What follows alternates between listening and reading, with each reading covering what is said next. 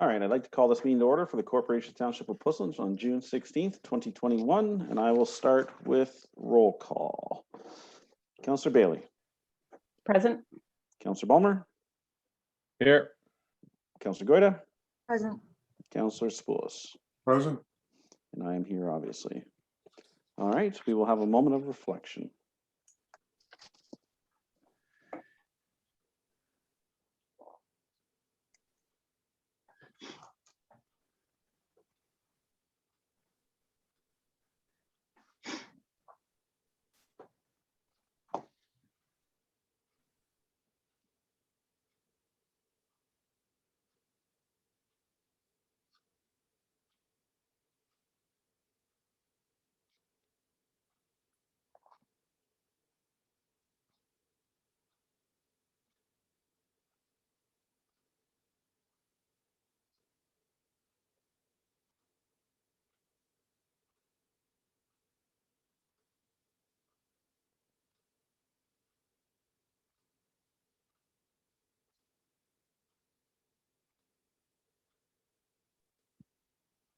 Okay, that concludes our moment of reflection. Can I have Ms. Hoyt-Fox read out the confirmation of the agenda, please? Certainly. The council approves the June 16th, 2021 agenda and addendum as circulated. Can I get a mover for that, please? Councillor Spoulos, seconder. Councillor Goida? Sure. I saw sure. All in favor? Councillor Bailey? Yeah, in favor. Councillor Balmer? In favor. Councillor Goida? Favor. Councillor Spoulos? In favor. And that's carried. Do we have any disclosure of pecuniary interest today? Seeing none. It's good. Ms. Hoyt-Fox, could you read out the consent agenda resolution, please? Glenn, I might have to ask you to mute your mic, please. Sorry about that. No problem. That the consent agenda items listed for the June 16th, 2021 council meeting be received for information. Can I get a mover for that, please? Councillor Spoulos, seconded by Councillor Bailey. All right. Councillor Bailey, any items you want removed from that resolution? No, thank you. Okay. Councillor Balmer? No, thank you, but I think it was great to see the report from the GRCA explaining the low water response protocols. That was a very helpful and timely report. Councillor Goida? No, thank you. And Councillor Spoulos? Yes, 614, 618, and 625. 625.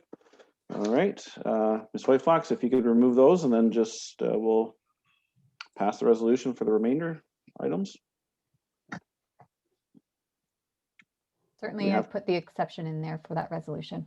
Thank you. And so all in favor, Councillor Bailey, Yeah, in favor. Councillor Balmer, In favor.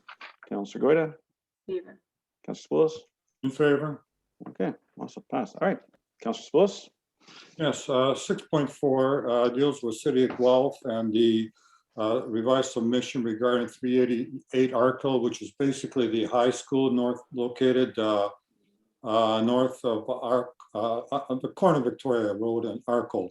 The concern I have is we don't want to have a repetition of having a hard transition from a urban environment to a rural environment. We've commented on previous submissions of that nature in the past. I'm asking that a soft transition with adequate setback from the road be provided to provide a natural transition. This is between a school and a road.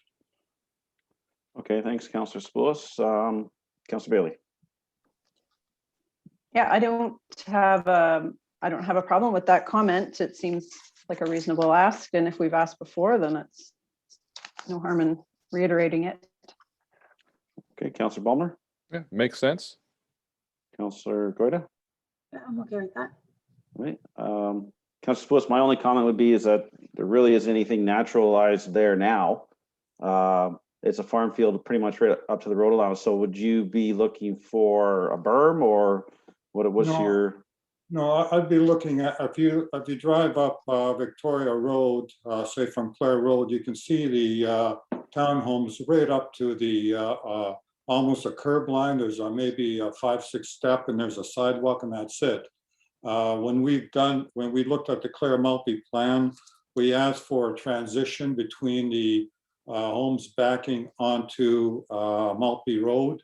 And I'm looking for a reasonable transition of perhaps 10, 15 meters before any major school structure starts. Okay, thank you. All right, all in favor for, so do we need a separate resolution for that one, Ms. White Fox?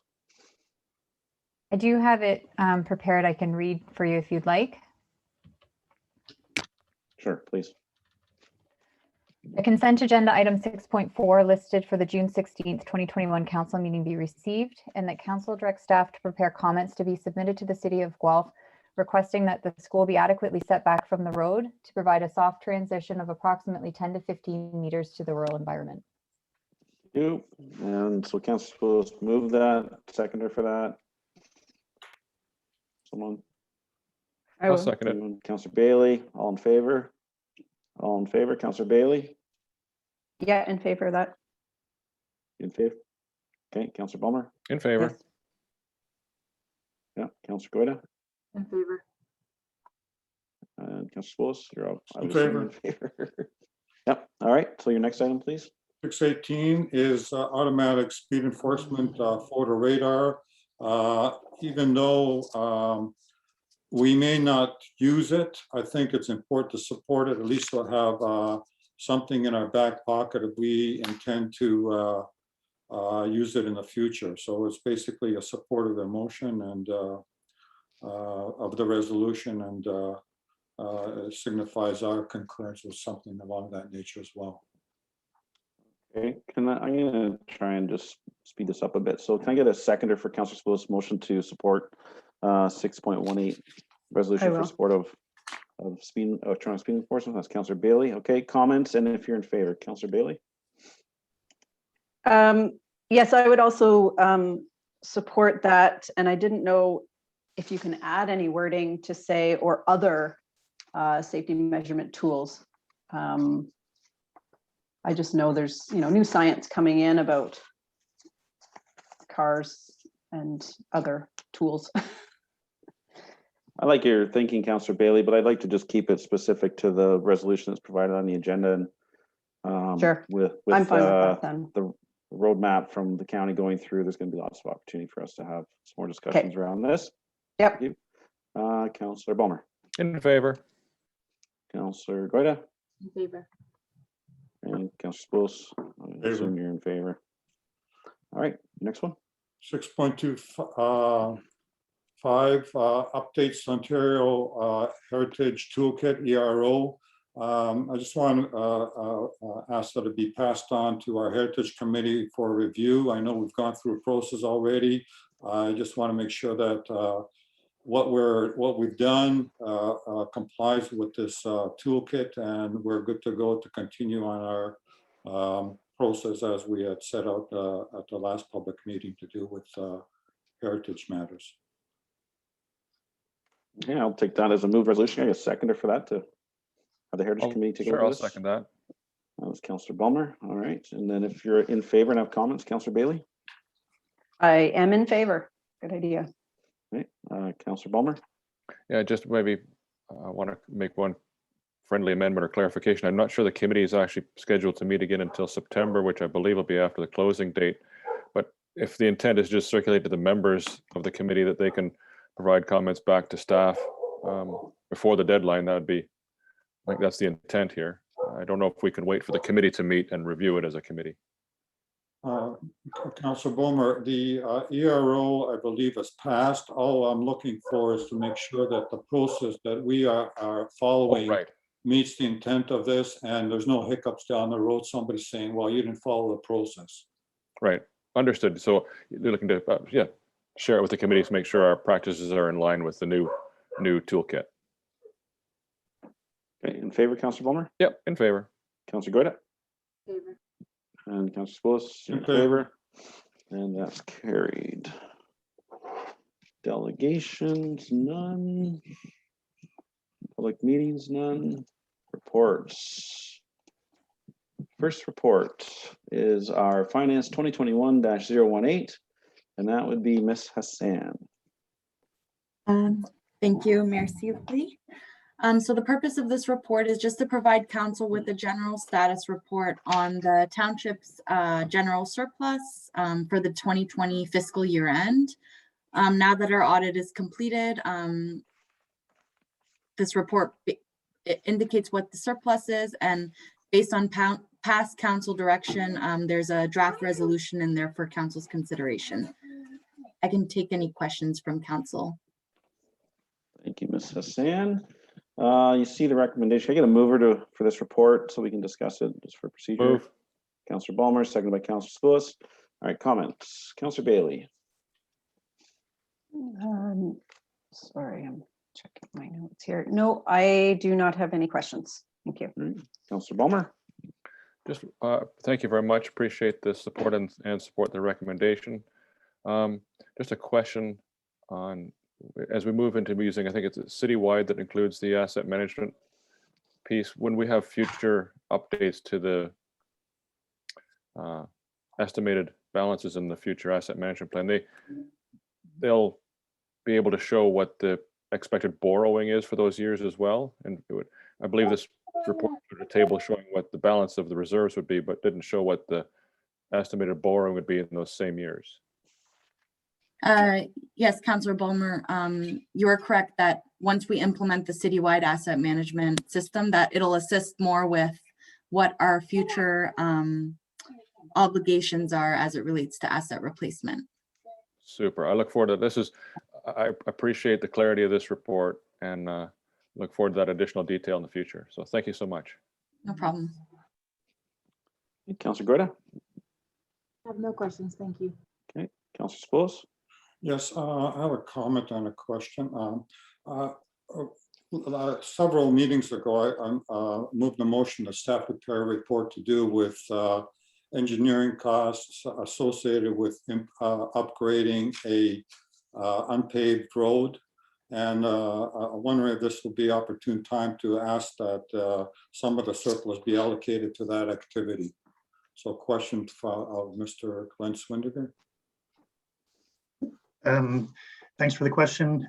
Yes, I recall that resolution. We've discussed this with staff. We're bringing forward a report at the next meeting of council with regards to some suggestions for some potential projects, and the nature of the engineering cost is highly related to the type of project and the length of project and where it's located. They're kind of site specific. So we're going to have some recommendations for there. So we don't have a specific number available today at this meeting, but we do anticipate being able to have that for the next meeting for council. Great, thank you. I support the motion. Okay, so I support as well. So Councillor Bailey in favor. In favor, yes. Councillor Goyda. Favor. I did hear Councillor Ballmer say he was in favor, and Councillor Spillis and myself, so that's carried. Okay, next one is Finance 2021-019, Ms. Hassan. So this is a report required under Ontario Regulation 28409, which requires municipalities to outline how the prepared budget is aligned with the PSAB budget compliant format. It's an annual report, so I'd welcome any questions from council. Thank you, Ms. Hassan. Can I get a mover for that report, please? Councillor Spillis, seconded by Councillor Goyda. Councillor Bailey. I have no questions on it. Oh, okay, thank you. Councillor, where did I losing my thing here? Councillor Ballmer. There you go. Now can you hear me? Oh, hello. Yep. Yes. Okay, Yep. thank you. Yeah, I have no questions. Thank you. Okay, I'm just a little rattled here for a quick second. Councillor Goyda. I have no questions, thank you. Okay, and Councillor Spillis. I have no questions and I approve. Sorry, so I'm gonna have to backpedal a little bit here. I'm gonna have Ms. White Fox read the proper resolution. We'll go back to, we'll finish this one first and I'll go back to the last one. Ms. White Fox, you want to read that proper resolution, please? That's my mistake. Yep, certainly. So this is just, was moved by Councillor Sapoulis, seconded by Councillor Goyda. And it's that, sorry, that report FIN 018 regarding the 2020 township general surplus be received, and that the general surplus balance as of December 31st, 2020 of 379,810 be allocated to the asset management discretionary reserve in accordance with the council resolution 2019-347. We'll just go around real quick. Councillor Bailey? Just so Yes, it's part in of favor of that. sorry, just so it's part of the public record, a little more clear. Councillor Balmer? In favor. Yeah. Councillor Goida? Favor. And Councillor Spillis? In favor. Thank you. And Ms. White Fox, you want to do the next one too, please? Yep, certainly. So we have, this is moved by Councillor Sapoulis and seconded by Councillor Goida, and it's for the report that we're discussing currently. And it's that report FIN 2021-019 regarding Ontario Regulation 284-09, the 2021 budget be received, and that council adopts report FIN 2021-019, which meets the requirements of the Ontario Regulation 284-09 and outlines the preparation of the 2021 operating and capital budgets to a public sector accounting board compliant format. You had your mover and seconder for that, correct? So Yes, Councillor correct. Bailey in favor, In favor. Councillor Balmer, In favor. Councillor Goida, Favor. Councillor Spillis. In favor. Excellent. And then Mrs. Sand, this is the council and others expenses. So Sorry. this is another report as required under the Municipal Act, Section 284 of the Municipal Act. It's an annual report, and I would welcome any of council's questions on it. White Fox, would you mind reading that resolution, please? That report FIN 2021-020 regarding the remuneration and expense paid to members of council and others 2020 be received, and that the remuneration and expense paid to council members and others during the year of 2020 be posted to the township's website. All right, you're gonna mover for that, please. Move. Councillor Spillis, Councillor Bailey, and comments and in favor. Councillor Bailey, I have no comments and I'm in favor. Councillor Balmer, Yes, thank you. This is not, I'm not questioning Councillor Bailey at all here, but there was an asterisk beside Councillor Bailey's name on this, and the numbers were different.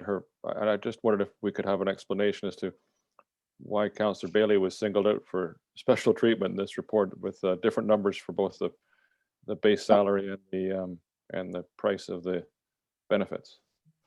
So based on Councillor Bailey's appointment to council on December 18th, 2019, due to the vacancy on council, there's remuneration in Councillor Bailey's amount from December 18th, 2019 to December 31st, 2019 that was reflected for 2020.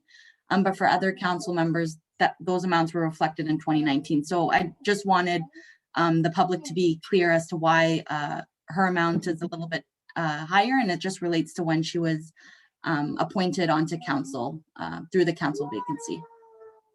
Thank you so much. I couldn't find anything in the report attached to that asterisk, so that makes perfect sense. Thank you so much. No problem. Councillor Goida, I have no questions and I'm in favor. Thank you. okay, Councillor Spillis. No questions and I approve. Okay. That's carried. All right. Next one is report ADM 2021-039. Ms. White Fox, you want to read that resolution, please? That report ADM 2021-039 regarding the proposed alternate voting methods for the 2022 municipal election be received, and that the alternative voting method of vote by mail either be approved or denied for the 2022 municipal election, and that the use of optical scanning vote tabulators for the purpose of vote counting either be approved or denied for the 2022 municipal election, and that if approved, staff prepare a bylaw to be approved at the July 14th, 2021 council meeting. Thank you. Can I get a mover for that, please? I'll move. Councillor Spillis, seconder, I'm going to choose somebody else. Councillor Balmer, are you going to second it? Yes, sir. Awesome. All right. Comments? Councillor Bailey. Yes, thank you. Yeah, there was a lot of detail in the report for alternative voting methods, specifically for mail, the mail-in option. But I didn't see much information on a digital voting option, such as like what the benefits of it would be. There was a comment about why it wouldn't be good, but I'm just wondering if before we make a decision, if we could have some more options or see why ones were not included or not. And I don't know what our timeline is here for making decisions, but I'm just wondering if due to COVID, everyone's now in this digital format, it might be a good opportunity to introduce a digital alternative. And it's not like you're uploading or downloading or doing a lot of, streaming. It's just sort of a simple vote. So I don't know. Anyway, I just wondered if staff could comment on that. Mr. Schwendinger? Sure, I can offer some comment, and then maybe Ms. White Fox can add something if I miss something. Yes, I agree, Councillor Bailey, that that is an option that we ultimately want to look at. And it does have some benefits in terms of making it easier for people to vote at different times. They're not, restricted to when a poll is open. They can, they have a lot of flexibility, and it has been shown to actually increase voter turnout in some municipalities. Like I said, that's the direction we're ultimately going to be looking at for sure. In reviewing it with places where it has been implemented, and with our current situation is we've kind of made the decision that because of the connectivity challenges in a number of areas in the municipality right now, that it might not be the best time to do it until we can get that. So we're kind of thinking next election would be a good time to do that. But just right now, we didn't want to put a new process in place and then have people not be able to use it because we know of the connectivity problems in the community.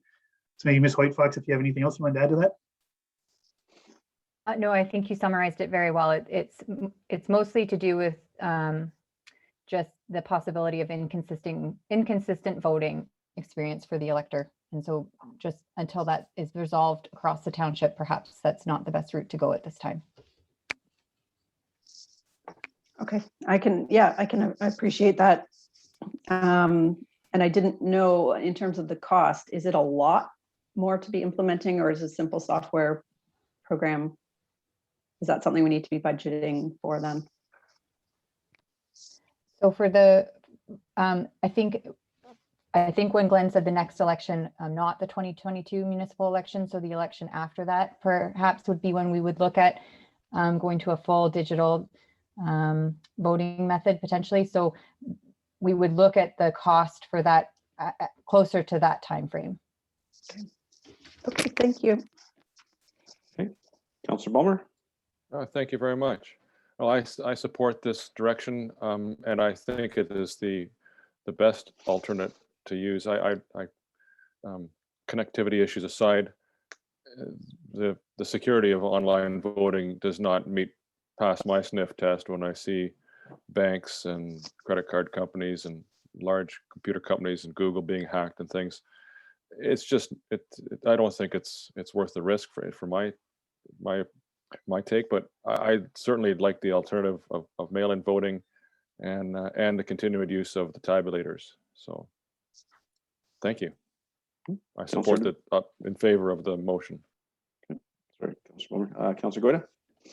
Thank you. I agree for all of the reasons listed in this report as the advantages of the vote by mail.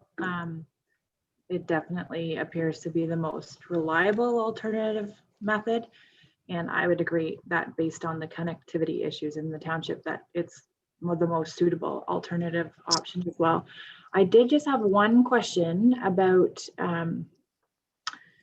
the report has in it, it indicates additional costs to consider, and it talks about the outgoing and return postage, as well as an admin fee. And I'm just not clear if those costs are included as this general cost between $42.15 and $47.15.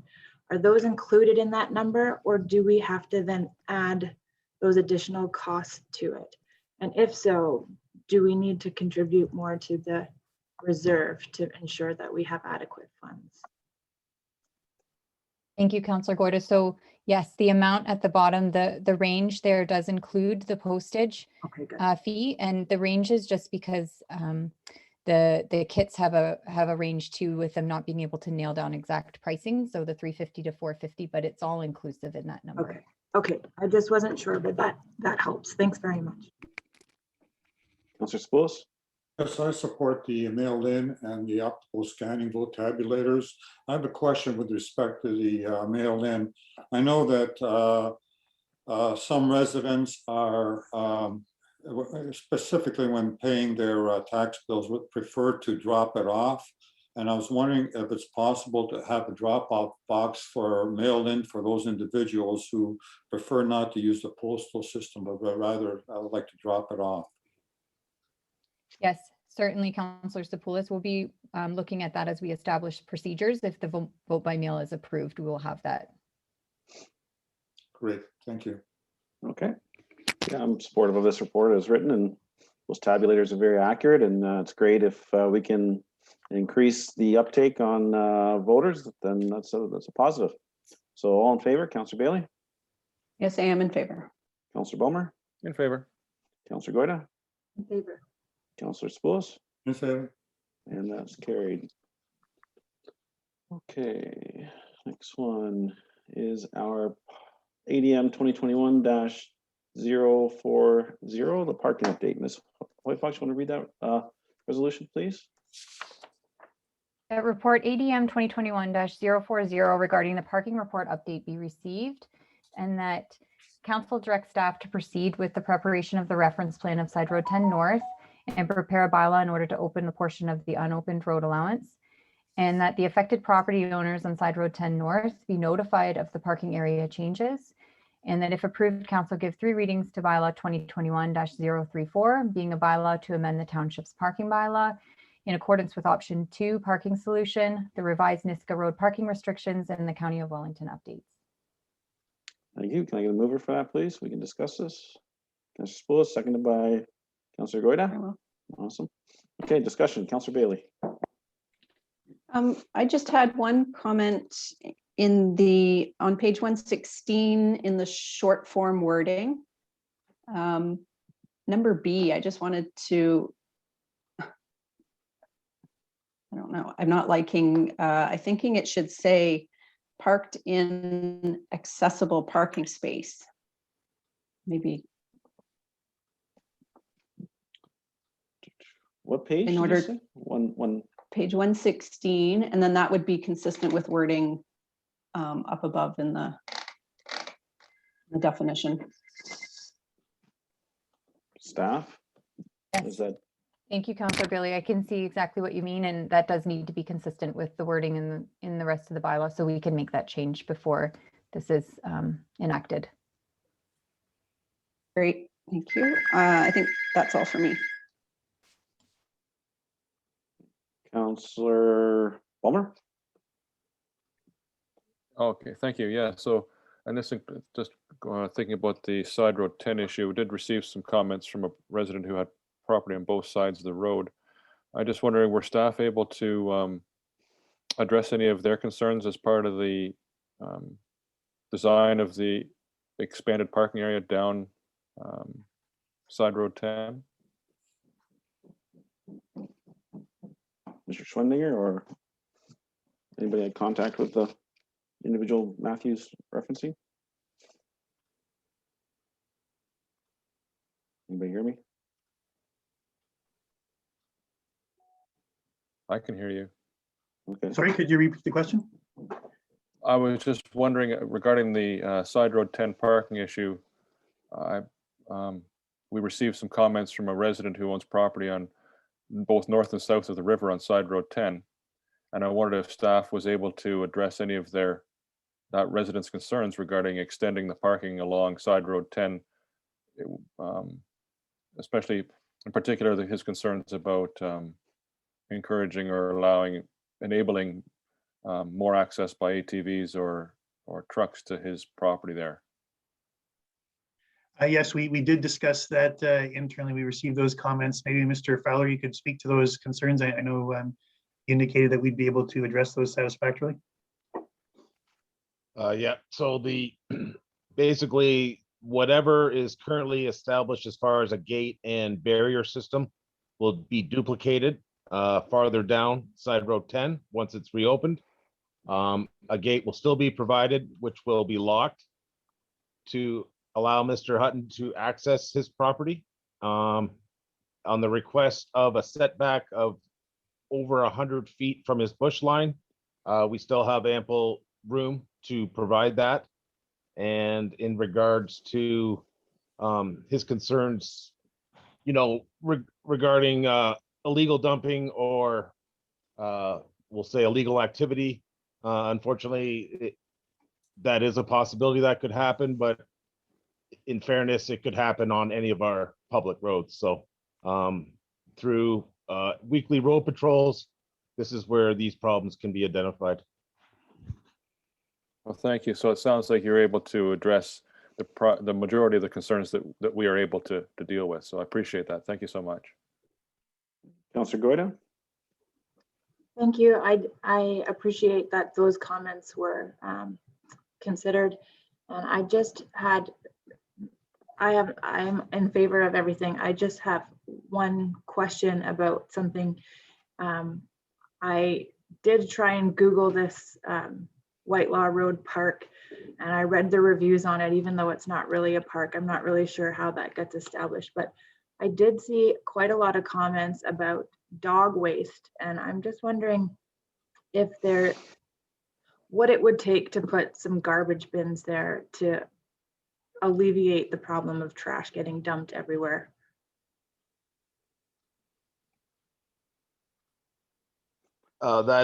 That is something the township absolutely could consider. It would be a bit of a challenge to try and collect it on a weekly basis, but we would have to look into some kind of garbage schedule pickup. Okay. Other than that comment, I have no additional issues. One thing I can possibly add to that is we're going to be looking at preparing a formalized level of service policy for the municipality. And that would be in addition to, we could talk about it during the budget preparation process, but we could document, you know, if that is something what council has interest in doing, we could look at what the implications of that would be, and, you know, what locations it would go into, because if you do it in one location, you'd be doing it in others. So if that's something that council is interested in, we could be discussing at that time. We're looking at the level of service policy. Sure, that sounds good to me. Councillor Spose? Yes, with the respect to the unopened road along the side of 10, I think we should also be advising the property owners, such as Laidlaw and anybody else who's down there. I know that Councilor Bowman referred to the one individual who did ask for some accommodation. If there's any other owners down there, they should be aware that we're doing this. So if other owners want to do something such as fencing or whatever, they should be given the heads up. Okay, thank you, Councillor Spose. I just want to have some more discussion around this. I felt that the last time we discussed this, we were going to do a phased-in approach. And my understanding was that we were going to install the new no parking restrictions on the existing road allowance, and as our vaccination percentages tended to trend upwards and getting people double vaccinated, we would kind of monitor the situation and to see if there was a true necessity to open this road allowance. And the other question I have is that this reference plan is $3,850. You know, what's the total cost that we're looking at for this extension of the road allowance? So Mr. Fowler, would you have a number for that, or would you need to come back to council on a total cost to extend this road allowance? Basically, in my opinion, the largest amount of cost is going to involve moving the barriers and erecting the new gate system to allow for limited accessibility. I would say we would roughly be in the $4,000 range by the time it's said and done to move the barriers from A to B and reinstall them. Is that inclusive of the reference plan, or is that in addition to? That's addition to. That would be my costs, excluding surveying or engineering. So council, I think we should have a discussion on, other projects we've done where we've done step one, then went to step two, and we don't know the full costs involved. you know, we're potentially spending $10,000 on a problem that may alleviate itself in a matter of 2 months. And I'm a little cautious about that. So I'd like some comments from council on that. Councillor Bailey? That does seem like a reasonable approach to doing it. There's no sense in spending money if it's not necessary. Yeah, I guess I haven't seen what the phased approach is in writing yet, so I'm not too clear on that, but I like that thought. Yeah. Mr. Fowler, I may be mistaken, but have the signs, are they in and have they been installed, or where are we at with that? Currently, the signs are not installed, but they are in my shop, ready to be set up or installed. I would have to consider arranging a time with our bylaw officer, Ivan, to make sure that they're properly placed and appeasing the residents. Okay. Councillor Bulmer? Thank you, Mr. Chair. Yeah, I just seem to recall there was also some cost associated with option 2 as well, because there was a requirement to put if we're going to allow parking on both sides of Side Road 10 south of the affected resident, there was going to be the requirement to build a bulb of some sort. I seem to recall there was some cost associated with that. Was there not, Mr. Fowler? Yeah, with option 2, it was the consideration that an established parking area be built, which I recall was the most expensive option. Sorry, Mr. Chair, if I could just, I believe option 2, in the last report, we had the third verbal option 3 that was presented. I believe option 1 looked at restrictions along the entire stretch of Side Road 10 North with the parking lot being established. Option 2 looked at establishing parking restrictions to a point 50 meters with approximately 50 meters of parking on both sides. So there wasn't the cost of constructing a parking lot with this option because we'd be looking at parking on the sides of the road. So option 2, I believe, was the least cost prohibitive. And then the last council meeting, a resolution was passed to adopt option 2. So signs were ordered. And then to phase in option 3, or to bring back next steps for option 3, which is the reference plan that we're noting in this report. So right now we have the signs for option 2, but they have not been installed because the bylaw has not been enacted yet. That's what we're looking to do at this meeting, if I recall correctly. Yes, so if I could then, to the mayor's point, the idea was we'll put in option 2, wait and see. If it works, great. If it doesn't, we can move ahead with option 3 because it would require some time to implement anyway, and we would use some of that time to monitor the effects of option 2. So we could, if needed, wait to implement option 3. Even today, we don't have to go ahead with it. We now know what the costs are for it. We have more information than we did last time on option 3.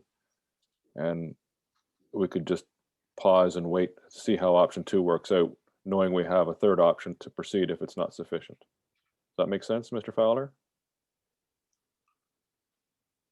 Yes, that makes perfect sense. And thank you, Ms. Hoyt-Fox, for clarifying. Thank you, Mr. Chair. Thank you, Councillor Moore. That's exactly what I was referencing. We haven't done the first phase of the option we approved as of yet. You know, we're waiting on the sign. So I think we're just jumping into option 3 a little prematurely. Doesn't mean it's off the table by any stretch of the imagination, but we definitely need to see the results of that option first. Councillor Spoulos. Councillor Gordon, I believe, is next. Oh, did I miss your? Sorry, Councillor Quetta. It's okay. I would agree with that approach, and good catch. Thanks for clarifying that. I think it's a good way to go about doing it. And as Councillor Bulmer said, if it's not adequate, then we're ready to go in terms of what's required for option number 3. So I think that's a good approach. Sorry again for missing you. He's to your left, so it's kind of linear. So, It's all good. Councillor Spillis. Yes, I have a concern with the staged implementation plan. COVID's likely not going to go away very soon, and we're going to be into the fall and winter conditions, and we can't expect our staff to, in the middle of winter, start doing all this work. I seem to recall last time that our works people were suggesting the sooner they're aware of it, the sooner they can get into it and avoid future unnecessary costs. I really don't want the homeowners on existing homeowners suffering through another winter of having unruly individuals on the road causing unnecessary hardship for them. I think we should be going ahead. I can tell you that in my previous years, when I used to go there in the wintertime, it's always been busy. This is before the current homeowners were there. So I can't see this changing anytime in the future. So I'm asking that we continue on the current path and move forward to implementing it as soon as possible. Thank you, Councillor Spillis. I would say that we are providing new tools in the toolbox to reduce the effect of people using that area, because we will have it properly signed. We've we've split the full-time employee with Guelph Hermosa for bylaw enforcement, and this will enable OPP to enforce the no parking restrictions. So if it becomes a problem, there's two avenues for individuals that live down there to call, either our bylaw and have them respond, or the OPP, where in the past that wasn't the case. In their professional opinions, it wasn't enforceable. So I still believe we should see in our next council just a quick summary on the total costs between the reference plan, the moving the gates, and a timeline. If the report coming back next council meeting says that if we don't start right away, it's going to be into February, then we could have a more wholesome discussion about that. But at this point, I think what was approved last council was a phased-in approach, and we should really stick to that resolution. So. With all due respect, Mr. Mayor, we did not approve a phased-in approach. I was under the impression that we were going full bore ahead, and that's why the staff report is written the way it is. But that's fine. We are where we are, and we're suggesting a stage approach, and that's fine. Can vote on that matter. All right. So I can't, I need somebody to either propose a motion to do the phased-in approach. Ms. Hoyfox, do we need a separate resolution to get the signs installed, or what was your or staff's understanding of the direction from the previous resolution? So from the previous resolution, I believe it was stated that option 2 was to be implemented. So we have ordered the signs and would need a bylaw passed at this council meeting in order to install them. I do have a resolution prepared that's worded that way. And then the one piece that I think is under discussion right now is whether staff are going to be directed to report back on the total cost of option 3, or whether we're going to be directed to go ahead with the reference plan at this stage. Okay, so can I get you to read that resolution in regards to option 2 and the bylaw to get that in order, please? Okay. That report ADM 2021-040 regarding the parking report update be received, and that the affected property owners near Side Road 10 North be notified of the parking area changes, and that council give 3 readings to bylaw 2021-034, being a bylaw to amend the township's parking bylaw 5000-05 as amended in accordance with the option 2 parking solution, the revised Niska Road parking restrictions, and the County of Wellington updates. I get a mover for that, please. Councillor Spillis, seconder, Councillor Goyda. Councillor Bailey, comments? Yeah, I'm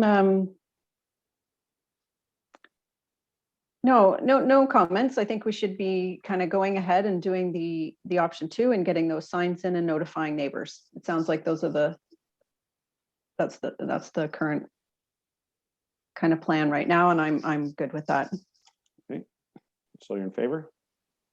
In favor, sorry, yes. Okay, Councillor Bulmer?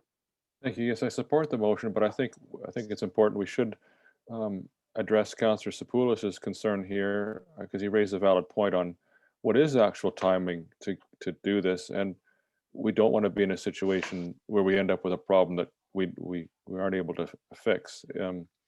So is it potential? I would like to include something in here that staff report back with total cost of implementing phase 3 and the timelines to do so, so that we know when we need to make that decision. If it's going to take 6 months to do, well, we know we're in a pickle. But if it's a 4-week project or a 3-week project, then we know that we could monitor option 2 till September, possibly even October, and still giving staff enough time to implement option 3. So if that's possible to add a piece that asks staff to report back on the complete cost and timelines of implementing option 3 at our next meeting, that would be, I think it would improve the resolution. Councillor Bulmer, that's the next item we're going to deal with, from my understanding, okay. what Ms. Hoyt Fox said. So Okay, thank you. just dealing with the, okay, so you're right. in favor with passing In this favor. bylaw? Yep. Okay, thank you. Yep. Councillor Goyda? I'm in favor. Okay, and Councillor Spose? In favor? Okay, thank you. So Ms. Hoyt Fox, do you have a resolution prepared about option 3 and the, oh gosh, now it slipped my mind, like the reference plan and such for direction for staff? So I do. So based on what was just discussed about perhaps reporting back, I have that drafted. I also have it drafted to go ahead with the unopened road allowance. So depending on council's direction. But what I have drafted to report back is just that council directs staff to report back at the July 14th council meeting on the total cost of implementing option 3 and any associated timelines. Is that detail oriented enough for Councillor Spose, Councillor Bulmer? I think that covers it. We're just looking for total cost and time implementation. I would just caution staff, not caution, but advise, call the surveyors. They're very, very busy right now. So, you know, that might be a concern that you'll discover. Okay, so I had Ms. Hoyt Fox read that resolution. Can I get a mover for that and we'll discuss it? I'll move. Councillor Bailey, seconded by Councillor Goyda. Okay, Councillor Bailey? Yeah, I just had a question. So we're reporting back on cost and timing.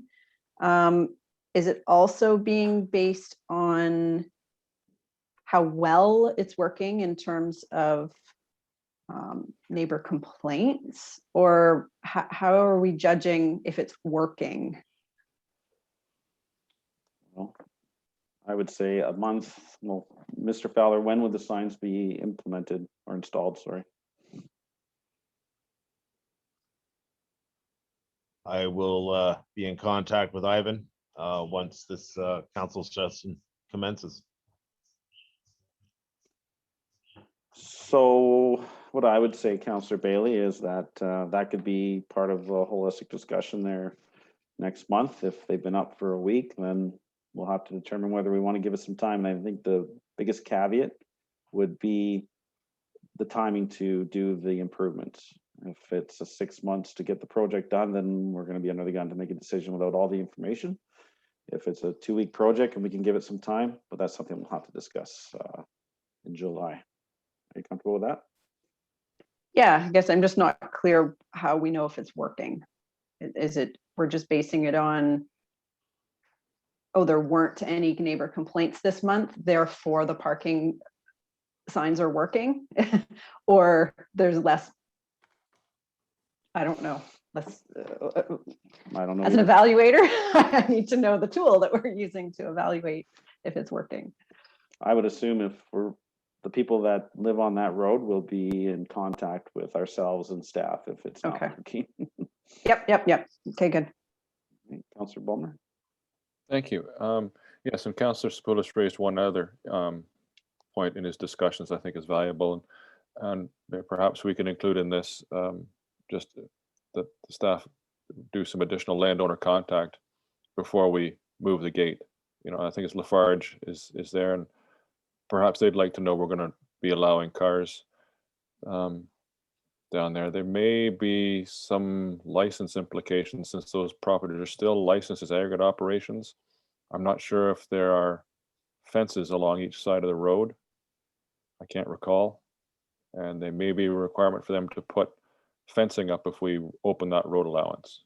And they should have an opportunity to either object to us opening that or getting the fencing in place. So if we could, as Councillor Zapula suggested, do some additional landowner contact. Okay. Did you capture that, Ms. Whitefox? Yes, thank you. I noted it in the previous resolution, but maybe it wasn't specific enough, just that the affected property owners be notified of the parking area changes. Would you like me to put something separate in this resolution specific to Lafarge and perhaps the fencing requirements? Yes, if I could, Madam Clerk, it's in the previous resolution, I heard affected property owners as the people that live north of the gate on Side Road 10.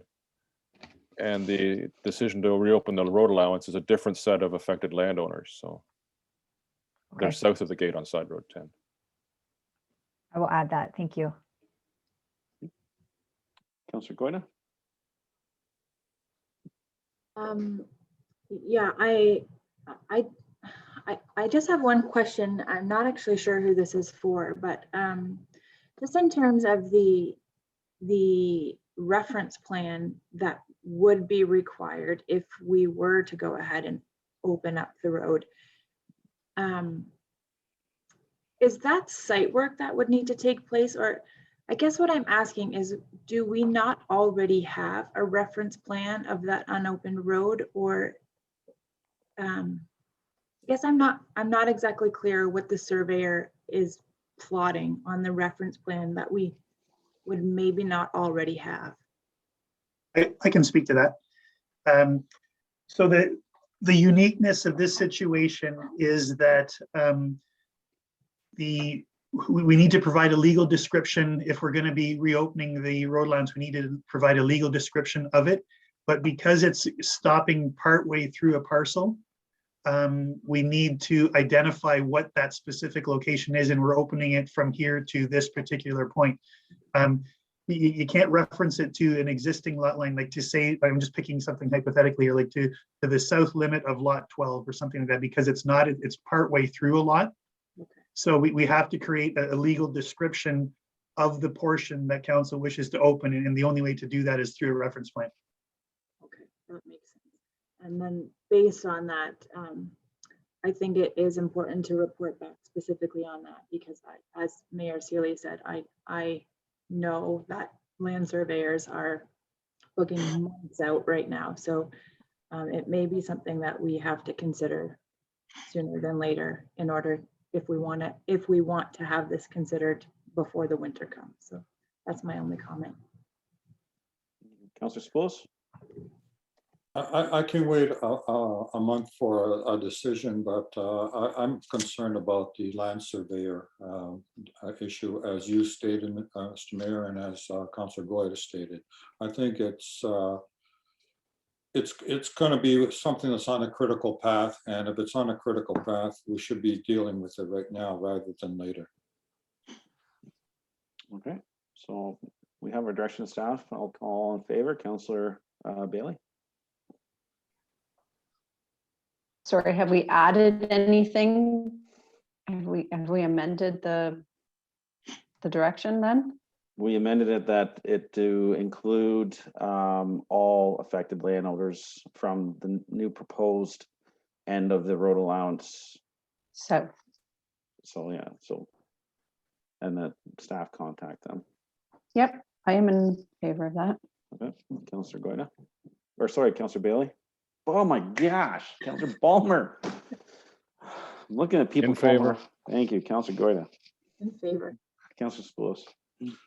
I'm in favor, and I would like to put forward a motion as well that staff, our council directs staff to proceed with the preparation of reference plan of Side Road 10 North and prepare a bylaw in order to open a portion of the open road allowance. Sorry, repeat that again. The first part of it. Basically, the recommendation cited as second paragraph in the report, the council directs staff to proceed with the preparation of a reference plan of Side Road 10 North and prepare a bylaw in order to open a portion of the unopened road allowance. I'm asking basically let's get a head start on the paperwork before next council meeting. So I'm not sure, are they not reporting back on costing and timing? Is that not the same thing that you're trying to not accomplish? You inferred, and Councilor Gorda also suggested that the land surveyor is going to be something on a critical path. In other words, it's critical and they're hard to get. And I don't want us to be in a position whereby we finally decide to go ahead and we're delayed because of availability of land surveyors. So I'm asking that we have a report next month, and at the same time, we start go through the process of getting a land surveyor on board. Okay, so you're not giving Preserving the staff, option, yeah. yeah, you're not trying to give permission to staff to spend the $3,850 on the reference plan. You're just wanting them to query local surveyors to see their availability and secure them. I'd like to get them engaged, subject to what we decide as a council next in July. In other words, let's get everything going. Was that not captured in the first resolution, Ms. No. Whitefox? That no? You said no. First resolution dealt with advising the affected homeowners and with option 2 implementation of a bylaw for option 2 parking, which has nothing to do with extension to the south end. Mr. Swindinger? Sure, could I suggest maybe to achieve, I think what Councillor Sapoulis is saying, and within the spirit of what everyone else is talking about in the resolution, what if we said that then staff proceed with tentatively securing a land survey to perform the work once, and then proceed if we receive final council approval. Maybe if we just tentatively book a surveyor for now. I think that's what the objective might be. Yeah, are you comfortable There's no with that? expenditure of dollars, Mr. Mayor. It's basically going and asking the surveyor to be ready subject to the next council meeting. Well, and to be truthful, when we spoke to staff just a moment ago and said that, to report back on timing of implementation of the project, that is inclusive of, the surveyor's availability in my mind. They're gonna look after, they're gonna call the surveyors, they're gonna call the post guy, they're gonna report back and say, okay, we can't get a surveyor for 6 months, or we can get one in 2 weeks. That was kind of my intention. If you want to specify that more in a separate resolution, then I'm comfortable with that, as long as it's not a pre-authorization to get us going down a rabbit hole that we may not want to go down. Okay, that's fair. Mr. Mayor, to say that council direct staff to proceed with engaging a land surveyor to prepare the reference plan of Side Road 10 North with final decision to be made at the upcoming council meeting. All right. Seconder, please. Councillor Goida. All right. All in favor? Councillor Bailey. Do you want comment? Okay, comment on and in Yeah, favor. I would- Councillor Bailey. No comment. If we want to add that detail to it, I'm fine with that, as long as no money's being approved until that's, till it's reported back. Okay, Councillor Bulmer. Yes, I support this. It preserves the option, and it also preserves the opportunity to do that landowner contact and find out if this is really going to create a problem with the licensed site on each side of the road, and doesn't commit us to anything until the next meeting, other than getting ourselves penciled in on somebody's day timer. So I think that's forward thinking on Councillor Spoulis's part. Okay, Councillor Goida. Yes, I would agree. I see this as, instead of just inquiring as to the surveyor's availability, we're actually trying to secure something.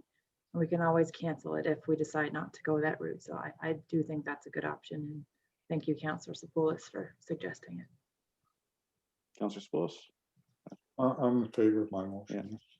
Councillor Goida, did you say you were in favor? Sorry, I'm in favor, yes. And I'm sorry, Councillor Bulmer, I was being attentive and just to your statements. Did you say in favor? In favor. Okay, so that's carried. All right. Ms. White Fox, are we, everything needed for those? We're good Yes, to I move have it on? captured. Thank you. Okay, awesome. All right, next one is report ADM 2021-041 and the donation for the drinking water fountain. Mr. Schwendinger or Mr. Fowler? Sure, I can speak to this. The short report, good news story. As council might recall, there was some discussion, I believe, during the last budget cycle of the desire to have a fountain at this location. There wasn't funds available in the budget, so it was kind of paused. We've now received indication of a donation for this, so that's great news. Checked in the municipality, as I outlined in the report, the municipality doesn't have a formal donation policy, so there's just a couple of checks that we do going through here, you know, and it outlines it in the report. It's basically, it's something that the municipality is interested in already. It's not going to result in a lot of additional operating costs or future capital costs to the municipality. The donation is sufficient to cover the entire cost, and now is a good time to do it while there's other work going on at the facility. So it's kind of a perfect time to make this happen. And so we're recommending that the council accept the donation and move ahead. Okay. Do you have the resolution, Ms. White Fox? You can read that. I'll get council to move it. That report ADM 2021-041 entitled Donation for Drinking Fountain at the ORC be received for information, and that staff provide a formal response expressing council's sincere appreciation for the donation, and that staff proceed with the installation of a drinking fountain at the Optimus Recreation Center, and that staff bring forward a formal donation policy for council's consideration. Thank you. Can I get a mover for that, please? Move. Councilor Spose, seconded by Councilor Goida. Okay, comments and possibly in favor, Councilor Bailey? Yeah, definitely in favor of accepting a donation. I think it's very kind of this individual to offer this, and it will allow the project to happen sooner than later. So yeah, wonderful addition to the rec center. So thanks. Councilor Bulmer? Thank you, Mr. Chair. Yeah, this is great. You know, I can remember, oh, here we go again. When they took them off the community center, post Walkerton, the community center used to be equipped with 2 water fountains, one on the corner closest to the soccer pitch and one on the corner just outside the kitchen window. And the community was actually disappointed when the township removed them due to all of the new requirements post Walkerton. And there's been numerous requests over the years to be able to bring water fountains back. Particularly, I can remember at the market, it was not uncommon for the kids from soccer to come over and be wanting to find a water fountain or someplace to get a drink of water. So I think this is great. Just one question for the Director of Public Works. Is it possible for this water fountain to have a bottle filling component or feature, or I don't know what you'd call that, on the water fountain as well? So the people doing the sports can just pop up their water bottles and get back to what they're doing? I will inquire with our plumbing vendor, the company that gave the initial quote. My concern would be due to the limited space within the foyer area of the ORC. We currently have just over 24 inches of available space to actually put a fountain. I would have to see with an added water bottle filling station or attachment to this water fountain if we would have the adequate space. So at this time, I would have to check with our proposed vendor first. Okay, well, thank you. If it's possible, it'd be great for the same price. I know I see them and a lot of gyms have them, and just seems like a regular water fountain with a little spout in the side. So thank you so much for taking care of this. Are you in favor, Councilor Bulmer? Oh, in favor, yes. Okay, Councilor Goida? Thank you. I think that this is great news. It's something that I know everyone has been asking for a long time. So this donation is very much appreciated, and I am definitely in favor. Okay. Councilor Spose? I echo the comments made by the rest of the council. I'm very thankful of somebody stepping up to undertake this as something of benefit to the community.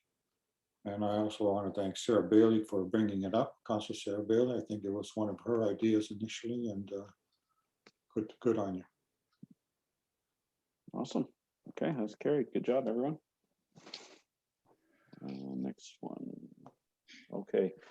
I'm going to suggest a 5-minute break before we deal with the Triton water taking permit. I believe there's going to be lengthy discussion on that one. So if we could take, yeah, 5 minutes, and we'll reconvene at 11:10 for a quick drink of water or whatever you need.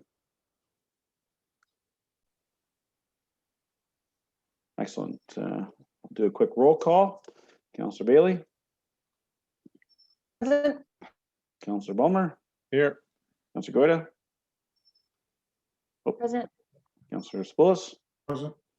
and I am present. Ms. Hoyfox, would you be able to move over Mr. Denhout and Kyle Davis, please, for this next report? Certainly, I'll do that now. Thank you.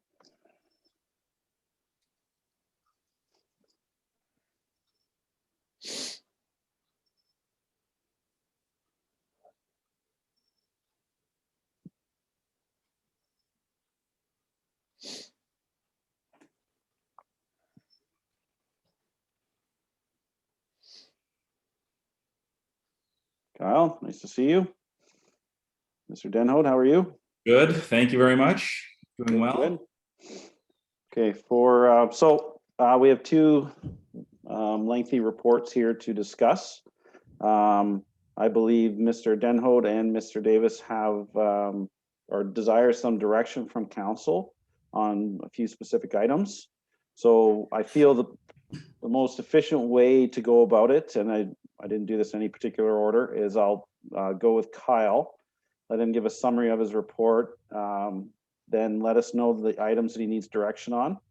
We'll discuss those items, and then Mr. Denhout, of course, if you have any input to those while we're having those discussions, just chime in.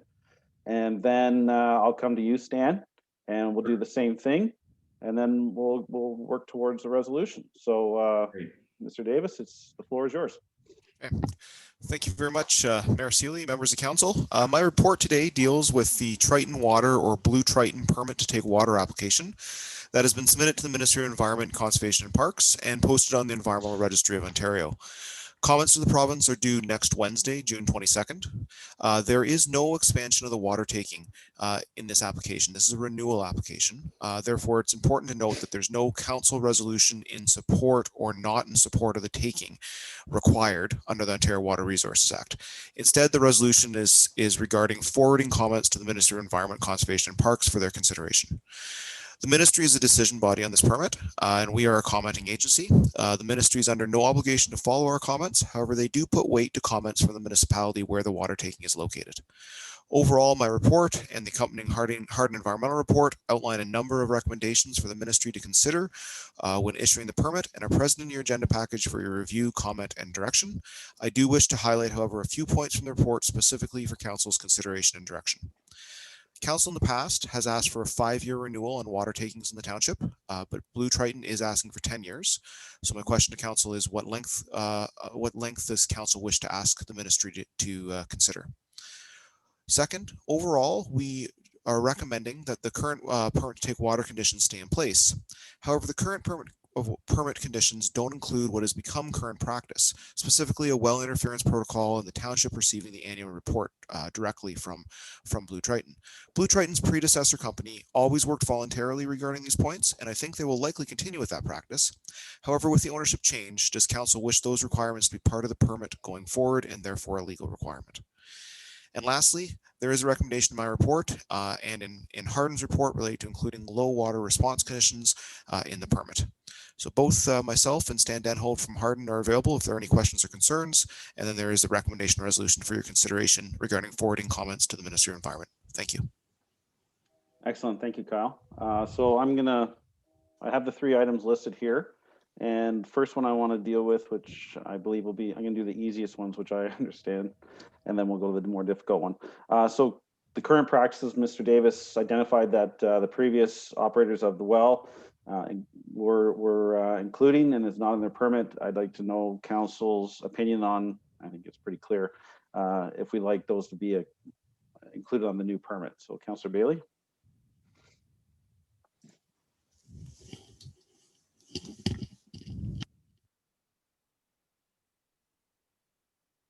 I lose you, Councilor? You guys can hear me right now? Okay. Maybe, I don't know, Kyle, if you need to identify the few items that they were providing voluntarily that weren't in the permit? Oh, certainly. It's the well interference protocol, which is an agreement that the township and the predecessor company had put in place. I believe it was in 2009. There is a well complaint condition, but the well interference protocol kind of goes a bit beyond that. And then it's the provision of the annual report to the township.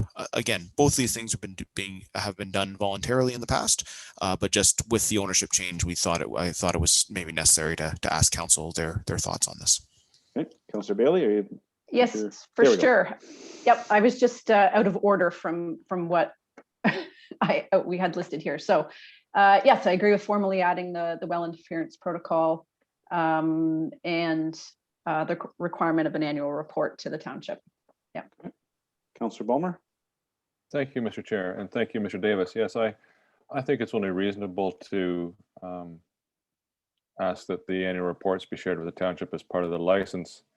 And just one point of clarification, the agreement we had with the previous owner and passes on to the current owner regarding area wells was known as the Well Protection Agreement and a Well Protection Committee, as opposed to well interference, to make sure it's understood and distinguishable from the legal requirements that already would have bound the operator.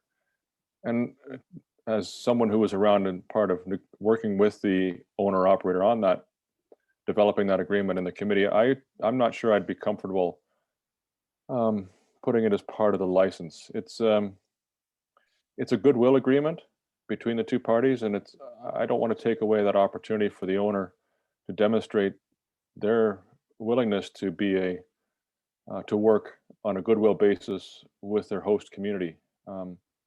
It's rather an unusual structure. I was quite pleased with the fact that the previous owner was willing to accept the structure as it is, where the city of Guelph was not willing to enter into such an agreement with the township. I don't know if you're aware, but neither party has a majority on the committee, so that if there's a need to consider a matter, the decision is seen to have merit and be free of bias. So my preference would be to keep it outside of the license conditions or the permit conditions going forward. Thank you, Councilor Bulmer. Councilor Goyda? I think I agree that I think that, Nestle has been providing these things voluntarily in the past, but with the new owner, we don't have that history. So I'm not opposed to having this be submitted as a comment for inclusion in the actual renewal. Okay. Councilor Spoulos? Yes, Mr. Mayor, we're dealing strictly with the well interference protocol, not the 5 and 10 years at this time. I'm going to do them individually, Councilor Spoulos, so that's correct. Okay, so I agree with putting the condition that the well protection protocol and to submit an annual report be one of the requirements of the permit to take water. I agree with Councilor Goyda's assessment. We don't have a relationship with the new owner yet. We do with the staff who were hired by Triton from Nestle's, but I don't know about the management of Triton. Okay, thank you, Councilor Spoulos. I'm more in line with Councilor Bulmer. I feel that that it gives an opportunity to work well with us. I feel that making this as a requirement of the permit is penalizing them for something they haven't done as of yet. And we would have an opportunity if maybe they cease providing this information. You can always call up MECP, the minister, to ask for some meetings. So I don't like the optics of penalizing a company prior to them doing anything.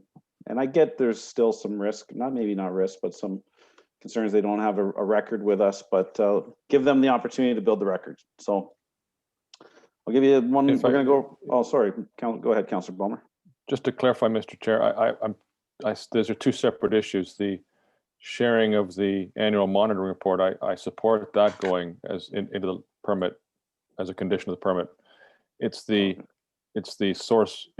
well protection committee, which is separate from their legal requirements to still provide well interference response. This is not having it in the license or in the permit would not affect their legal obligation to respond to any well interference complaints. This is above and beyond the legal requirements of well interference. So I just want to make sure people understand there's actually two issues we're discussing here, not just one on this first point around. Okay, it sounds like the other councillors want them both in anyways. Yeah. Is that a fair statement, Councillor Bailey? Actually, I hadn't thought of it from that perspective, and I do like what Councillor Balmer is saying.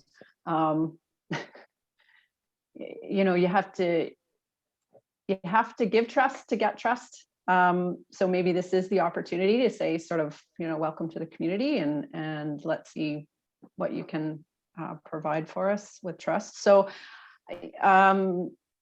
yeah, as long as the annual report, if I'm just clarifying, the annual report would be required, but we are formally requested, but we're not formally requesting the well interference protocol. Is that right, Councillor Balmer? If I could clarify again, just make sure we separate the two.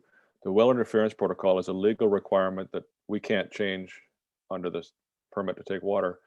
But the well protection committee and well protection agreement that we have with the owner was established to give residents within a certain distance of the well additional, you know, no questions asked protections should something go wrong. And since 2009, it's never had to meet.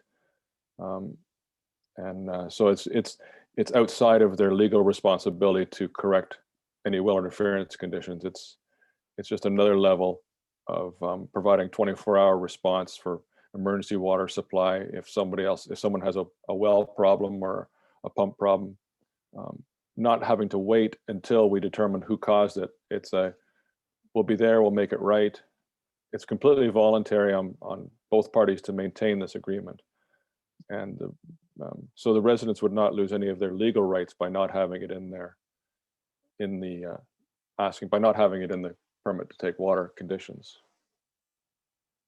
Kyle, I see you shaking your head. So can you just tell council your understanding of Councillor Balmer's what's in and what's going to be asked to be added to the permit and what's going to possibly not be asked to be added, please? Yes, thank you, Mayor. Through you, Mayor Sealy. Yes, I was agreeing with what Councillor Bulmer was saying.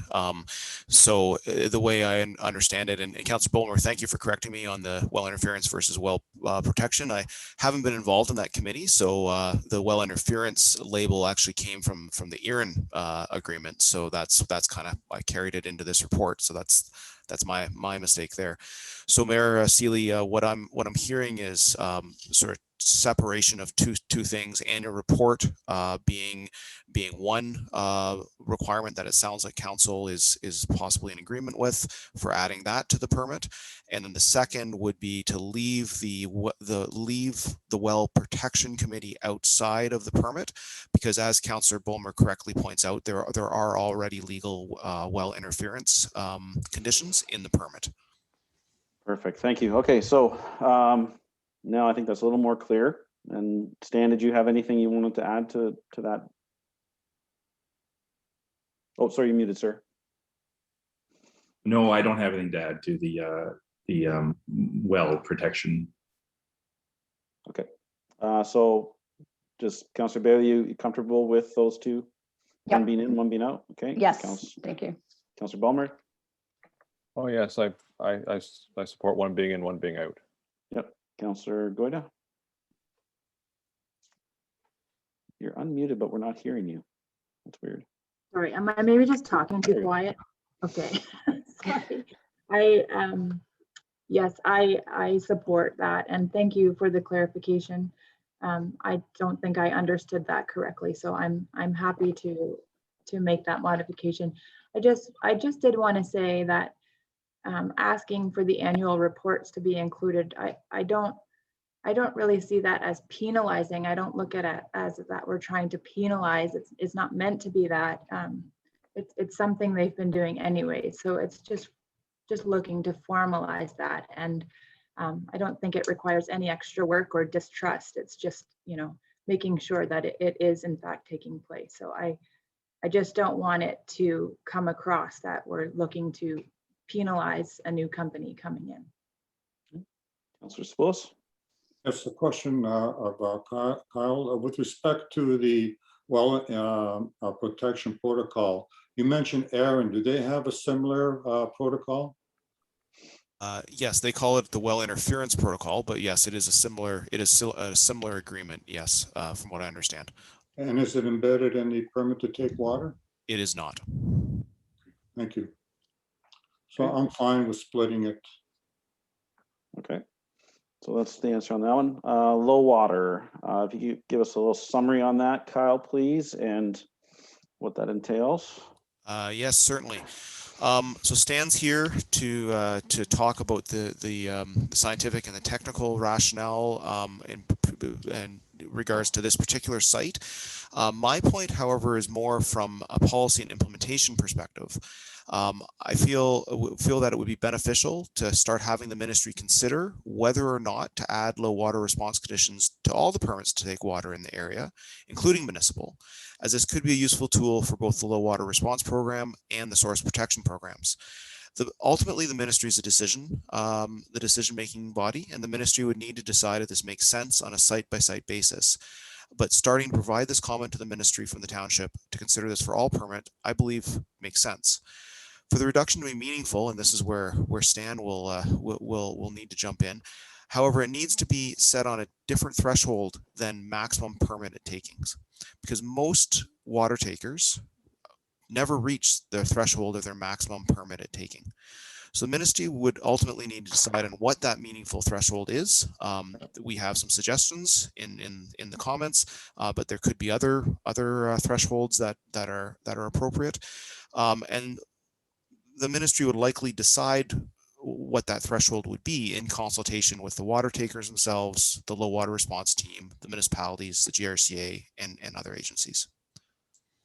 Okay, thanks, Kyle. So I want to just keep this focused on Kyle.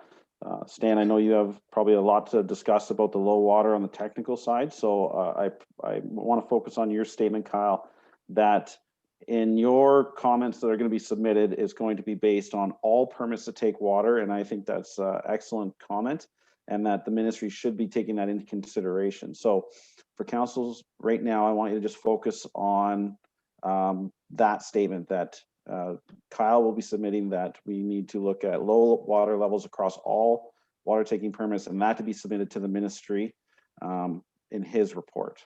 So Councillor Bailey.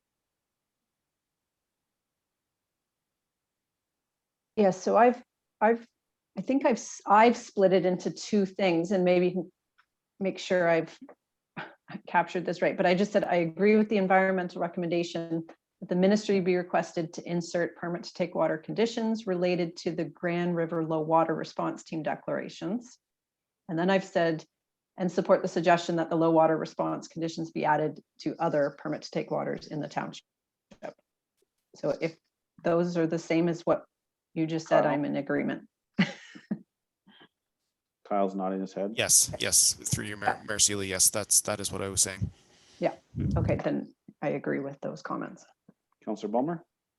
Yes, like Councillor Bailey, I'm going to have to deal with both. I can't just have this. Kyle is here to talk about both general and specific, so I'm going to do the same. On the specifics, I appreciate that in his report he did mention that there are low water response protocols with regard to the Aaron takings that are in the permit, and I appreciate that he's mentioned that. But he also, as he mentioned today, it's appropriate these be developed on a site-by-site basis. As we know from reading numerous monitoring reports from all sorts of different water takings, the geology changes, the situation changes, site by site is appropriate. So to just automatically say that what's happening in Erin is what's needed in Aberfoyle may not be the right approach. And I appreciate his suggestion in terms of this specific application, that what those low water response protocols should be from a technical basis are probably best worked out at the ministry. But on a general level, we need to start somewhere, and asking that there's something is more than appropriate. I think it's reasonable, and fully support the suggestion that we start here and suggest that it be applied slowly, move them on to all water taking permits. But we need to start somewhere, and so I think having a technical team work with the ministry to come up with an appropriate low water response for this particular site-specific situation is more than appropriate, and I would support that kind of direction in any resolution that we pass as well. Okay, thank you. Councillor Goyda. Thank you. I agree that, as Kyle said, for the reduction to be meaningful, the threshold needs to be appropriate. And what that appropriate number is, I definitely I don't know what that number is. But I would be in support of that being a comment that we submit to the ministry for every permit to take water as they come up for renewal. But I agree with Councillor Balmer that it likely should be on a site-by-site basis, and what are the conditions at that particular site. So as it relates to this particular renewal, I would like to see it in there, but I do not have the technical expertise to know what that number should be and what it should be based on. Okay, Councillor Spose. I agree that we should have a reduction in the water level associated with either level 1, 2, or 3. All residents are asked to do so. All major industries in the city of Guelph are asked to do so. And it's irrespective of whatever it doesn't matter what the soil stratigraphy or the groundwater regimen is. And I think we should be asking for that here as well, to be included in our comments, that the condition of a reduction in water taking is to be undertaken in accordance with the Grand River Low Response Team declarations level 1, 2, or 3 drought. Now the question is, what do you establish as a baseline? Yeah. Both Kyle and Stan have suggested 3 months water taking prior to the low drought condition. Perhaps something more meaningful would be looking at it from the point of view as what was it the last three years on that particular month. In other words, May, April, and March would have different requirements for taking groundwater out for water bottle purposes, whereas July will probably be a heavier month. So let's go to July of last year and the year before and the year before. Now the concern is, well, these guys might be artificially inflating this year, so 3 years from now down the road, it's they got whatever they want. Well, the same argument applies to based on 3 months. So they could be doing this for next 3 years and previous 3 months, jacking up the rates so they get what they want eventually. So my suggestion is, first of all, we include it as our comments, and second of all, we base it on the last 3 years of the appropriate month. We'll have what is occurring. We're going to discuss that further once we go to Stan. Mr. Davis, for the low water, are you comfortable with the direction from council? Yes, Mayor Sealy, that I'm comfortable with that direction. Thank you. Okay. Excuse me, Mr. Mayor, what direction are you referring to?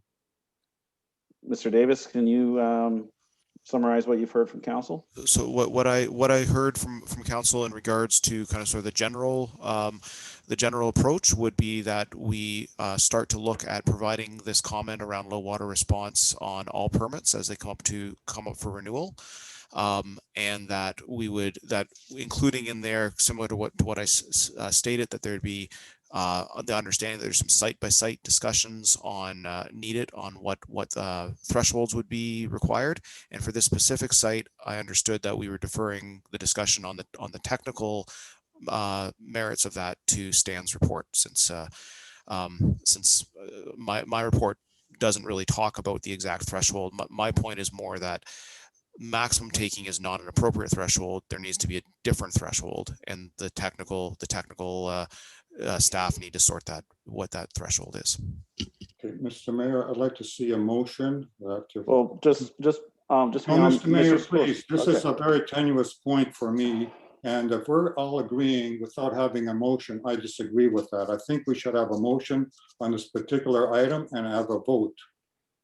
So Councillor Spruce, what I wanted to do was have the experts and our consultants discuss the items with council, then come to a motion so that we all have a holistic understanding of what our consultants will be providing as comments, and then you can provide the resolution. Because my concern is we have two experts here that haven't had an opportunity to discuss the items. So I want to go through the three items Mr. Mayor, when you say, is there a consensus around the table, I take it as you're holding a vote. So if that's not the case, that's fine. No, I'm not calling a vote, Councillor. Thank you.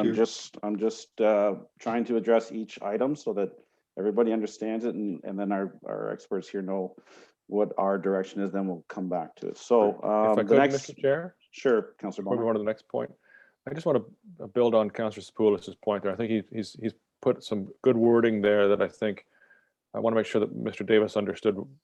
And I think he said it better than I did as well, that I think what we're looking for is not necessarily set site by site or site specific trigger thresholds, like such as I think I'm certainly comfortable with the GRCA. When we get to this level, it means level 1, level 2, level 3, level 4. I'm not suggesting we come up with site by site of those, but as Councillor Spoulis said, it would be site by site background levels by which they'd be expected to decrease by 10%.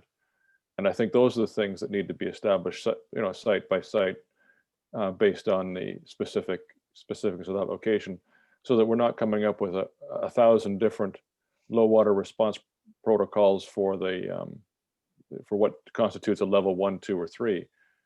But each operator then has a sense of what the expectation is of their background threshold takings or background takings are.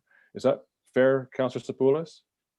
It's fair, specifically for this, it's fair. And if we get into a gravel pit operator, it might be based on some other criteria, but certainly the principle is that it would be in response to level 1, level 2, level 3 as prescribed, and be based on a criteria that's we feel is appropriate.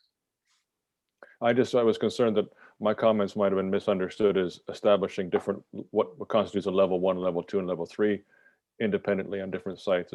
But I like as long as Mr. Davis understands that we're talking about site-specific background that they reduce by 10% from would be the site-specific piece. So thank you. Mr. Davis, are you comfortable with that? And could you give us the other members of council that maybe don't understand Councillor Sapoulis and Councillors Bulmer as intricately as you may, a little synopsis of what you just heard? Thank you, Mayor Sealy, and through you, Councillor Bulmer. I apologize if I wasn't clear. I agree with what you're saying. The GRCA and the low water response team sets the percentage thresholds. So that is 10% level 1 and 20%, and that I was not talking about that being changed. That is the thresholds that are set. What I was referring to as a threshold is what you refer to as kind of the background water taking. So it's determining what you're reducing 10% from. Yeah. So right now it's open to interpretation, and it can be interpreted that it's reducing from the maximum permitted taking, which from a policy perspective doesn't seem very reasonable when most takers, including municipalities, don't hit their permitted maximum. So it makes sense to have a different threshold that you're reducing 10% or 20% from. And that's what I was referring to as may need to be determined site by site. Okay. Mr. Davis, once we have some more discussion around Mr. Denhode's report, I will come back to you to highlight anything that we've spoke to you about that has maybe changed in your report. So then council can hear it. And then I'll do the same with Mr. Denhoed. And then that way we can form a resolution and we'll understand hopefully entirely what your report will encompass, okay? So the last item that Mr. Davis needed direction from council on, so that he can complete his report today, is the 5 to 10 years water permit length. And it's pretty straightforward. I mean, I'll ask either individual. I'd like both to comment. Is there any science behind or any data behind asking for a 5-year versus a 10-year? Or is this strictly an arbitrary decision of council? Mr. Davis. Thank you, Mayor Sealy. I think more, I'll let Stan talk more, Mr. Harden, Mr. Denhost talk more about the technical basis for it. I think from a policy perspective, my understanding is council in the past has asked for 5 years, not 10 years, in case conditions change, and so that there is some room to maneuver, so to speak. And the last few permits, I believe, have been issued for 5 years. So from my perspective, it's more of a recommendation from council to the ministry to consider, and it's maybe more based on other considerations, whether it's growth rates. This discussion happened at Town of Erin yesterday, and the discussion there was around growth rates and the fact that the town will be growing over the next 5 years. So that would be another consideration that's not maybe hydrologically based that council could consider in making this recommendation. Okay, thank you. Mr. Denhoed. Thank you, Mayor Sealy. Yeah, we work on many permits to take water across Ontario, and my clients love the 10-year permits for sure. You know, they have that gives them some comfort and some ability to plan forward and not to have any uncertainty as to their permit. That said, there are often conditions on these permits which are important, and as long as those conditions are being followed, then everything should be fine. And that includes annual reports. And for many of our permits that I work on, it also includes threshold values. So if a stream hits a certain value or a water level hits a certain value, then that instigates or initiates additional investigation. So the value of having the 5-year permit, such as we have recently with the Blue Triton and Nestle Waters, is that the township has an opportunity to review it and to provide comments, and which otherwise, is not offered, right? So if there's a 10-year permit, we don't really have an opportunity to. We can always go to the director if there's something serious going on, but we're relying on that monitoring program and conditions within the permit going forward. So I would say that it's beneficial to have that 5-year interval to be able to have comments on that taking, because things change. But like Kyle said, is that the city of Guelph is growing, the city of Cambridge is growing. We constantly have this pressure from outside the township on groundwater resources, and so I think that 5-year timeline is good, reasonable. Mr. Denhoed. Councillor Bailey. Thank you. Yeah, I'm not going to spend too much time on it, but I do agree a shorter renewal time, whether it's like, I don't know what that number is, but I guess in the light of consistency, five seems to be the number. But so much can change even within a single year. So if you had a shorter renewal timeline, it would give the opportunity to reassess. But also from a new technology perspective, who knows what new technologies, going to happen in the next few years that might help with, with studies or modeling or anything. So I think it just gives an opportunity to stay current as well. Okay, so Councillor Bailey, you're considering 5 is your maximum?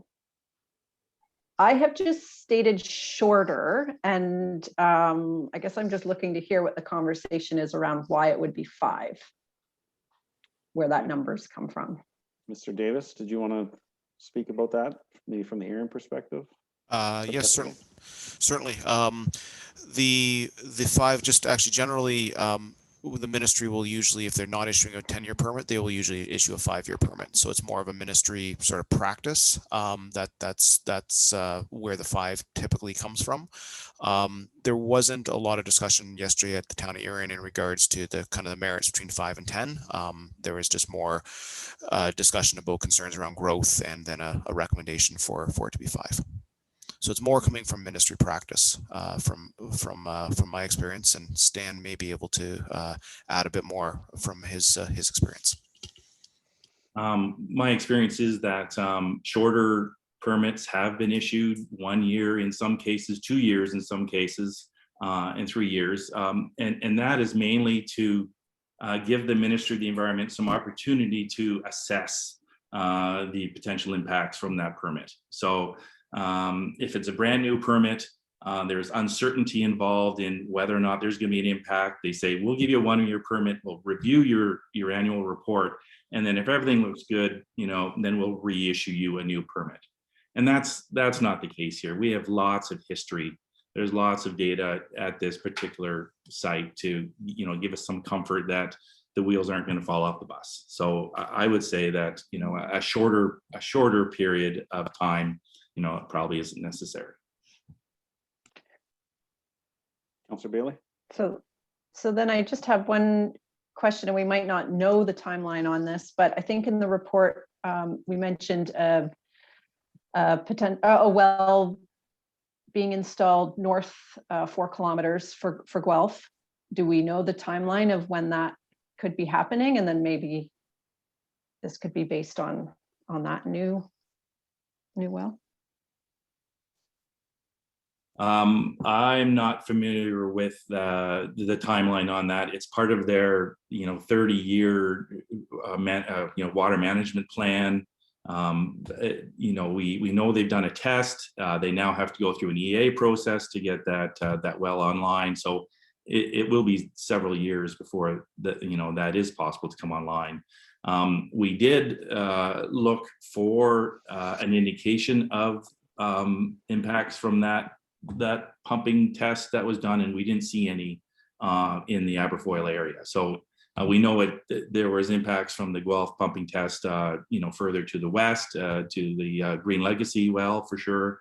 But we were interested in it, piqued our interest to look at the potential interference between that new well and the Aberfoyle TW 380 on the Blue Triton lands, and we didn't see that an influence there. So in that instance, Councillor Bailey, we don't see a reason to hold off, to have a shorter period. Okay, thank you.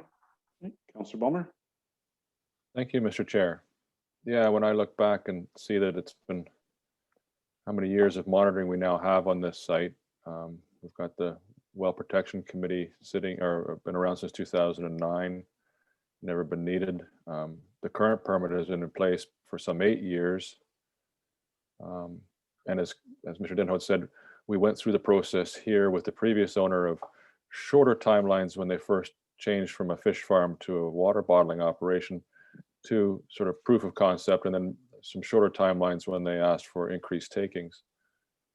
So I have no issues with a 5-year permit, and with the if we were to get the requirement to have the annual monitoring reports provided to us, I might even take some comfort in a 10-year renewal. But I do take heed of what Mr. Denhout has said regarding some of the benefits of a 5-year. I certainly don't think we need to go any shorter of that. Of course, the impacts due to growth, that's been identified. The Source Water Protection Committee identified that's the #1 challenge for Guelph, is the biggest impact to their water resources is growth. But of course, all those things are supposed to be taken into consideration when they get their water taking permits for their wells. Same with the city of Cambridge. But of course, that's all based on modeling, which may or may not be accurate. So I don't see any need to go any shorter than 5 years, as recommended by Mr. Denhoed on this. So if that's been working so far, I'm comfortable with 5 years. Thank you, Councillor Bonner. Councillor Spillis? Councillor Hi. Bowman? Oh, I did that again. Sorry, Councillor Greta. Sorry, I just started talking. I didn't even, sorry. Yeah, I would agree that I don't feel that it's necessary to go any less than 5 years. I think that I can see it from both sides, but I do think that there's something to be said for allowing a little bit of reliability and stability for a corporate citizen in our township. And with the moratoriums that have been in place, there has been a lot of instability. So I don't think it's necessary to go any less than 5 years for sure. I think that there's still tools in the chest if something goes wrong in the meantime. And I think that it just is more consistent with what we've asked for in the past. So I'm kind of indifferent. I don't know if the number is just an arbitrary number, 5 versus 10, but I would be comfortable at the 5-year mark. Thank you. Councillor Spillis? Yes, I would support the 5 years. I think 10 years is too long. A lot can happen in 10 years' time. And given the current projection of the change in the climate, I think it would be wise to do something 5 years. Okay, so Mr. Davis, I believe we've covered the 3 items for you, so I'll circle back with you once I speak with Stan. And then Mr. Mayor? Yeah, go ahead. Yes, I have 2 items in the Kyle's report that I think we should also consider including as comments. Sure. Okay, first of all, I'm thinking about it. One comment he had was to do with consider the location of the Triton Puslinch well in proximity to surface groundwater recharge areas and high vulnerable aquifers and add appropriate terms and conditions as required. In other words, there's identification here that there is some SGRAs and HVAs, and let the minister decide if there's anything warranted associated with that. In other words, let them look at their plans, look at their other aspects of it, and add appropriate conditions as required. So, Councillor Spillis, my goal here is to get Mr. Davis's report and Mr. Stanhope's report to a place that council can endorse the entire report. So if those items are in his report, then they will become part of our comments because we're going to endorse the entire report as presented to council. So would that if we work through that, would that satisfy your concerns? No, it would not, Mr. Mayor. The reports from both Kyle and Stan have words such as council should consider and council should do this. I think we should be firm in issuing motions with respect to specific points in the report and making those known. I don't think having a report forward to the ministry without highlighting the specific items we want addressed does it for us. They'll just take the reports produced by Kyle and Stan, look at it and say, that's fine. So what are the opportunity to discuss these 3 other items, and I'd like to have the same opportunity to discuss my 2 other items. Yeah, and that's what I'm going to do. So that was my intent. And I think, Mr. Davis, that's what we're doing here. Like the 5-year was one of those items that was council shall consider. Your report will remove that and have stronger language, correct? Sorry, why the muting goes off, but we can't hear. Sorry, I'm sorry. That was on my end. Yes, Mayor Sealy, we would revise the comments then to reflect sort of council's direction. So what the heck is that? It's my phone. Sorry. Oh, sorry. It was, somebody hacked us. So Councillor Spillis, you have two additional items in Mr. Davis's report that the language clearly maybe isn't as strong as you would like. So can you repeat First of all, the first one is to consider the location of the Triton Puslinch well in proximity to surface groundwater recharge areas and high vulnerable aquifers, and add appropriate terms and conditions as required. So, Mr. Davis, can you give us a layman's explanation on that and how maybe we could tighten that language up, please? Yes, certainly. This is so a layman's explanation. These are areas that are identified through the Clean Water Act, through the source water protection process, and identified in the assessment report and other technical reports. So these are vulnerable areas as defined by the Clean Water Act. So the significant groundwater recharge area is enforced. That mapping was done a number of years ago, and it relates to an area based on modeling where there is more than average groundwater being recharged into the aquifer. The wellhead protection area for quantity is a draft area, and that is tied to the Tier 3 studies that I've presented to council in the past. That area encompasses this property as well as most of Puslinch, and it is associated with the City of Guelph municipal wells and the associated significant risk level in the future related to growth. In terms of having enough water available for municipal wells in Guelph. So that area is a draft area. So the condition the comment rather that Councillor Sapoulis was mentioning is a fairly standard comment that we put in permit to take water comment memos. It's usually worded as it is worded in this report is recommend that ministry staff consider the Triton water property is located in a number of vulnerable areas, including a significant groundwater recharge and wellhead protection area, draft wellhead protection area for quantity for Guelph. If we wanted to tighten that up, at the end of the day, we are a commenting agency.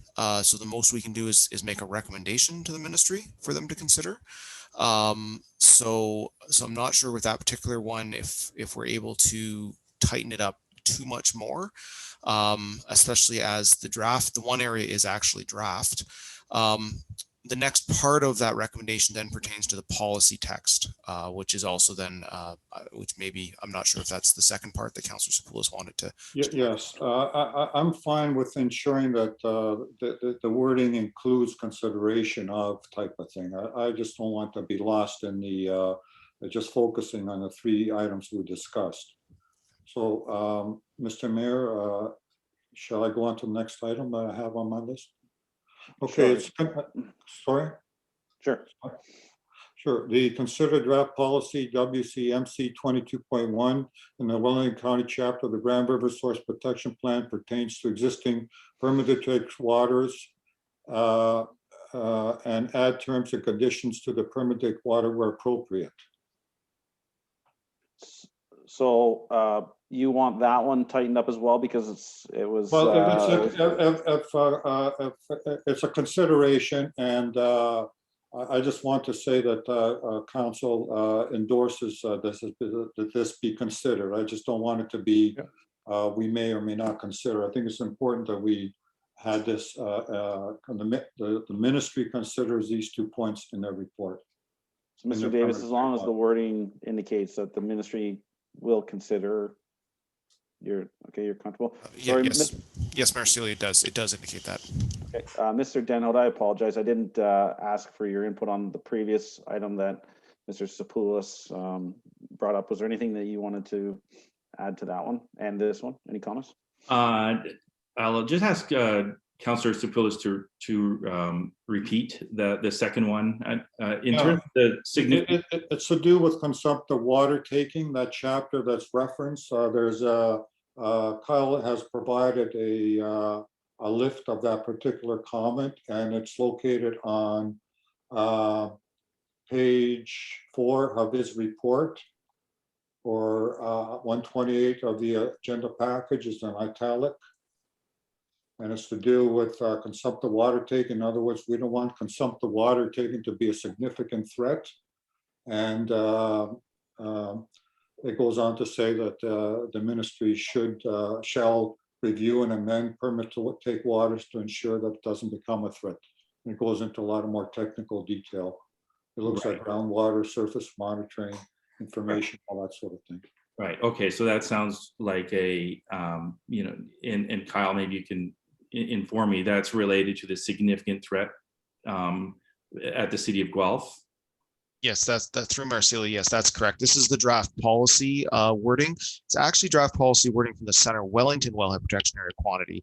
However, it would be the same policy because it's to deal with provincial instruments. It would be the same policy that would eventually apply in the Guelph Hermosa related to the city of Guelph municipal wells. Okay. Yeah. So, you know, we're beholden to the city of Guelph if that becomes a policy, and yeah, consumptive uses possibly in the township will have to you know, be curtailed possibly. Kyle, I don't know if that's a possibility in the future of you know, of the, you know, the additional additional permits to take water or increasing permits to take water will become an issue under the proposed source protection plan.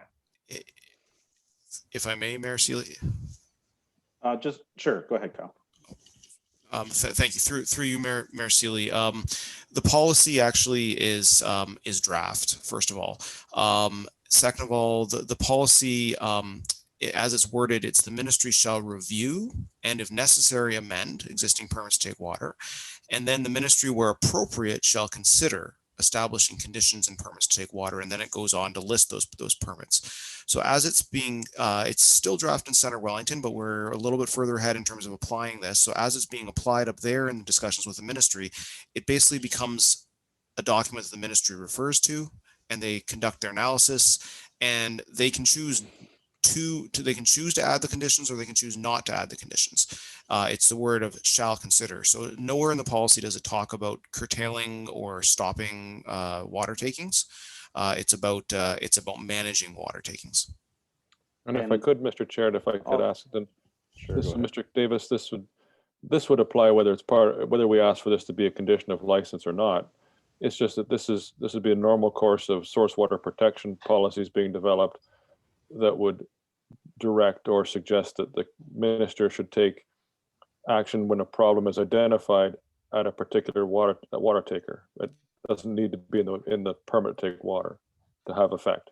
Yes, through you, Mayor Sealy, correct. The part of the reason we're providing it at this point in the commenting process is that these policies are draft. So we want to ensure that ministry staff that are reviewing the permits, whether it be this permit or other permits, are aware of this draft policy language and aware of the vulnerable areas. Once it becomes approved, it does become legally binding.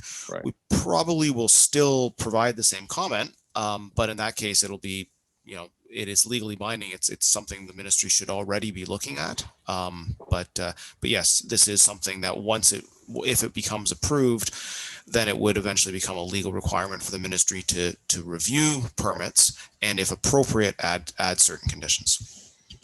So if this stays in your report, this is just acting as a bookmark for the province to note that this is in the process. This well is in an area that could be affected by this policy that's coming down the road. It's not necessarily it's not a permit specific policy. So it really, it doesn't require our endorsement at this point. It's just in there for information for the ministry. Through Mayor Sealy, yes, Councillor Bulmer, this is a very standard comment that we provide on all permits to take water in the township as well as in other parts of the county. So yes, this is a comment that we've been providing for probably about a year and a half now as the policy language has been developed. Super, thank you. Councillor Spoulos? Yes, I'm fine with the wording that Kyle is suggesting. Okay. Any other items in Kyle's report that council would like to discuss as a whole that we may want altered before I move on to Stan's report? And we can always circle back on it. So just to clarify, I have a question then, Mr. Chair. Sure, Councillor Bulmer. From what I understand, and I appreciate that Councillor Spoulos added those other pieces that were looking for additional direction from council. The intent here is that Kyle will then update his report to clarify the direction to include the direction we provided on the places where it previously indicated a question. And that will be those will be the comments that will be sent to the ministry regarding the, specific to this water taking permit from his perspective. That's correct. That's Perfect. my intent. Yeah. Okay. All right. Thank you. And then we'll do the same process with Mr. Denhout. So seeing any further questions for Mr. Davis? And again, we're going to circle back. I hope, Mr. Davis, I apologize for putting you on the spot, but for you to, amend your report slightly, even just verbally with us, so council's comfortable with it, and then we'll get it all official. Okay, Mr. Denhout, you're in the hot seat now. I tried to connect with you ahead of the council meeting just to see if there was any particular items I could address, but I'll just give you the floor, and you can just discuss the items that, similarly to Mr. Davis, that you need direction on, and we'll go around the horseshoe. Thank you, Council and Mayor Seeley. So we, as Hardin Environmental, reviewed the annual monitoring report for Blue Triton, and then also the supporting documentation for the application for the permit to take water renewal. And so this is it's an annual event for us to look at the data from the previous year's reports. And as case may be, this is the, we haven't had to review the, permit to take water application since I think it's 2013. I think is the last time it was issued. So we are very familiar with the information provided, and we appreciate this opportunity to get some of that information to council for your consideration, and for the in our recommendations that we've come up with. So I just want to give you some just a brief history of Aberfoyle Creek. So Aberfoyle Creek runs adjacent to the Blue Triton lands, runs through the Blue Triton lands, and it is it's a tributary of Mill Creek. So under natural conditions, we expect that Aberfoyle Creek be a gaining stream. So that means that as you go downstream in the creek, if you're walking down the creek, you expect that flow increases in the creek. And so a large part of what we're looking at today and in our recommendations is because in 2020, Aberfoyle Creek was not a gaining stream for 7 months of the year. So this is, in part due to the precipitation conditions that we had, but also the annual report and previous reports that were prepared for Nestle Waters Blue Triton do indicate that there is a connection between the deep water taking and the creek. So when we are presented then with 7 months of data from Blue Triton that shows that the creek is reducing in flow, then we are saying when this new permit gets issued, there should be some conditions that that limit the water taking by the by Blue Triton under certain conditions. And an obvious condition would be during when a low flow declaration is made. So our first recommendation that we have in section 5 is that when this permit is issued, that a specific condition be added to this permit that requires that there is a reduction in taking by Blue Triton during that low flow condition. Historically, that has not been the case. So because historically and now the summertime conditions when low flow conditions occur happen to coincide with the maximum requirements of the water bottling facility, pumping goes up in the summer, basically. And so that happens, last year during the low flow condition, pumping did increase during that period of time.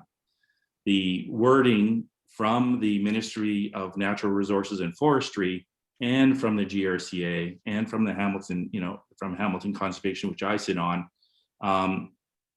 is that there is a voluntary reduction in use. That's the ask during a low flow condition, a voluntary reduction in use. And so it makes sense to me that if there is a reduction in use, that there is a reduction in use. And so I know the discussion, needs to work around based on what, based on that particular, day's water taking, on the previous 3 months water taking. I hear from Councillor Stupulus that, perhaps it should be the previous 3 years, at the same month of the previous 3 years. And I think that it's a good discussion to have. I'm not sure, if we can finalize that discussion today. Maybe we can, but it makes sense to me that if there's a low flow condition happening in the creek due to flow and specific precipitation conditions, then that creek needs that reduction now. It needs to have a reduction based on the taking that is currently ongoing. And so, there should be a reduction based on that basis. And, definitely open for discussion on that topic. But in terms of the impact of the natural environment, that is the whole purpose of the low flow condition being declared. So can we arrive at a reasonable period of time, beforehand, or a maximum level based on previous years taking? I think that's a discussion that we should have, and for a recommendation to the Ministry of the Environment, Conservation and Parks. So that that addresses my recommendations number 1 and 2. My recommendation number 3 is in regard to the private wells that are around in the village of Aberfoyle. When the lower aquifer is pumped by the Blue Triton well, that impact or the effect of pumping is translated up from this lower bedrock system up into the shallow bedrock system, and then even up into the overburden. So there is a measurable effect of pumping from this low system on the shallow system. And so that is one of the reasons why we feel that it's appropriate to limit the water taking during low flow, because it's documented that the shallow groundwater system is impacted by the taking, and that shallow groundwater system is the one that's connected to the creek.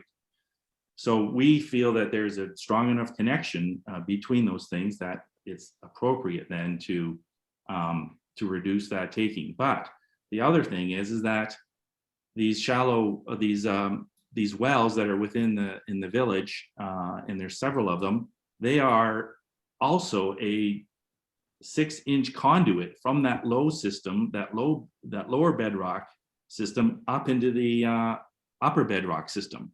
So that makes a well-defined and open connection between these two systems. And that means that when the Blue Triton well is operating and it has lowered the water levels in that lower system, that there is a draw through those individual wells from the upper system into that lower system. And I think it's, again, this is, probably the second or third time we've brought this up at the permit stage, is that it's worthwhile to take a look at that on two fronts. One front is is there a chemical migration, a movement of salt, road salt, nitrates from septics? Is there a migration of that material down through these wells into that lower aquifer? And also, is there now another area of low water levels surrounding all these open wells that are in the, you know, in the village of Aberfoyle? So I think it's worth taking a look at that, not only on behalf of the residents that own these wells, but also on behalf of Blue Triton, who should be concerned about, you know, drawing water directly through an open conduit into that lower aquifer. This is not an uncommon request. These are called, you know, constructed transport pathways around every single municipal well. This is a concern. This is not only happening in the Aberfoyle area. This happens on my street, on Naskaway-Puslinch Town Line. We have a very significant draw from the shallow system into the lower system via, you know, as a result of the water taking at Arkell Springs. The same thing is happening in the Cambridge side. So this lower aquifer system is being pumped from all, you know, from Cambridge, from Guelph, from all of the permitted holders in the Aberfoyle area. And so that creates this draw, you know, from the shallow system into that lower system. And these open wells are, you know, a potential conduit. And I think it's worth investigating. And I know that André-Anne Simard has been asking us to, or has contemplated this request in the past. And we do stumble on actually how do we go about doing it. But I think it's worth mentioning and worth getting a handle on, because when the city of Guelph also comes in and with their new well, there's another area of the township of Puslinch that's going to have the same effect. And so I'd like to get a handle on, you know, how this is affecting the shallow system. So the other issue, and if I can get, if I can have Courtney put up that figure on the screen. I don't know if that's possible, Courtney. Which figure are you talking about? She knows about it. Courtney and I worked it out. Yeah, that's there you go. So this is a figure of the stream flow in Aberfoyle Creek, and this is for the year 2020. And on the left-hand side of the graph is the volume of stream flow, and on the bottom is all the months and days of the year. And I just want you to take quickly a look at all the red and blue dots that are on the graph. And those red and blue dots are the measured values of stream flow. And so for Councillor Bulmer's consideration, the red and blue dots are basically show that there's greater flow in the creek during January, February, March, April in the spring. The stream flow then decreases through the summer, and then it increases again in the fall. And I started our conversation here by saying that Aberfoyle Creek should be a gaining stream. And 7 months of the year, as indicated by the stream flow measurements shown on this graph, is that it's a losing stream. And so we go from a maximum of, say, 300 liters per second of flow in the creek down to a low in September of 29 liters per second. So there's a significant change in flow, but there is also a, because the blue dots, which represent the downstream, are lower than the blue dots that represent the upstream, we do see that there is, for these 7 months, there is less water downstream than upstream. And that is unique to 2020. In previous years, we looked at 13 years of data that were readily available to us. It happens for once or twice a year. But in 2020, we find that precipitation events and conditions result in this in the decrease in stream flow in Aberfoyle Creek. And I guess I'm just saying that it's somewhat unique to 2020. The pumping value by Blue Triton was not excessive. In fact, over the years, they decreased somewhat. And yet we know that there is a connection between the lower aquifer taking and the stream. So we are concerned, and that's how I put it in my report, that we are concerned that we are under low flow conditions. We are seeing that this effect, and it makes sense to us that if the Blue Triton well is having an effect on the shallow aquifer system, the overburdened groundwater levels, that some limit on their taking would be appropriate during these low flow conditions. And the only other thing I want to bring forward on this graph is that there are two lines, a blue line and a red line, that represent the simulated flow. So the consultants for Blue Triton took the observations of stream flow measurements that they took every month, and they also then took a water level associated with those stream flow measurements, and then they use a mathematical formula to estimate the stream flow. And the reason why we do this is because we can't be in the stream every day. The Ministry of the Environment has requested or requires Blue Triton to take a stream flow measurement, or at least a water level measurement, every 60 minutes. And so it's obviously impossible for anybody to do that. So we rely on something called a data logger or a pressure transducer to take that measurement for us. And then the hard part is then because that pressure transducer, all it does is take a water level, we have to then convert that water level to a flow.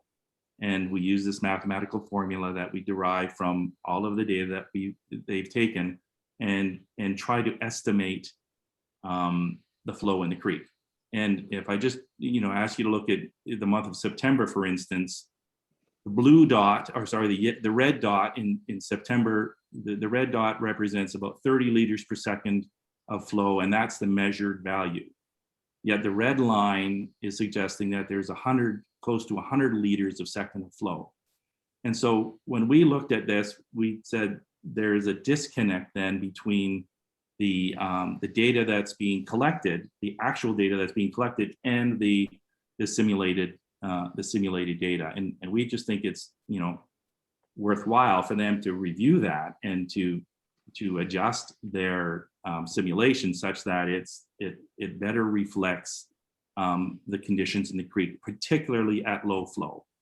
So our recommendation is for them to take a look at how they're doing that relationship, and to reflect those low flow conditions, because those are that's the important time when we need that data. The high flow conditions, we are not concerned about the ecology of the creek and the associated wetlands and stuff. It's during those low flow conditions that are more critical, and it's more important to know that when we're not out there measuring and we're relying on this data logger, that we can then reliably replicate that stream flow. So that's just one of that's our fifth comment, is that we need improved accuracy between the stream flow measurements that are taken and the simulated stream flow. I'm going to skip just to our recommendation number 7. Thank you, Courtney. That we don't need that.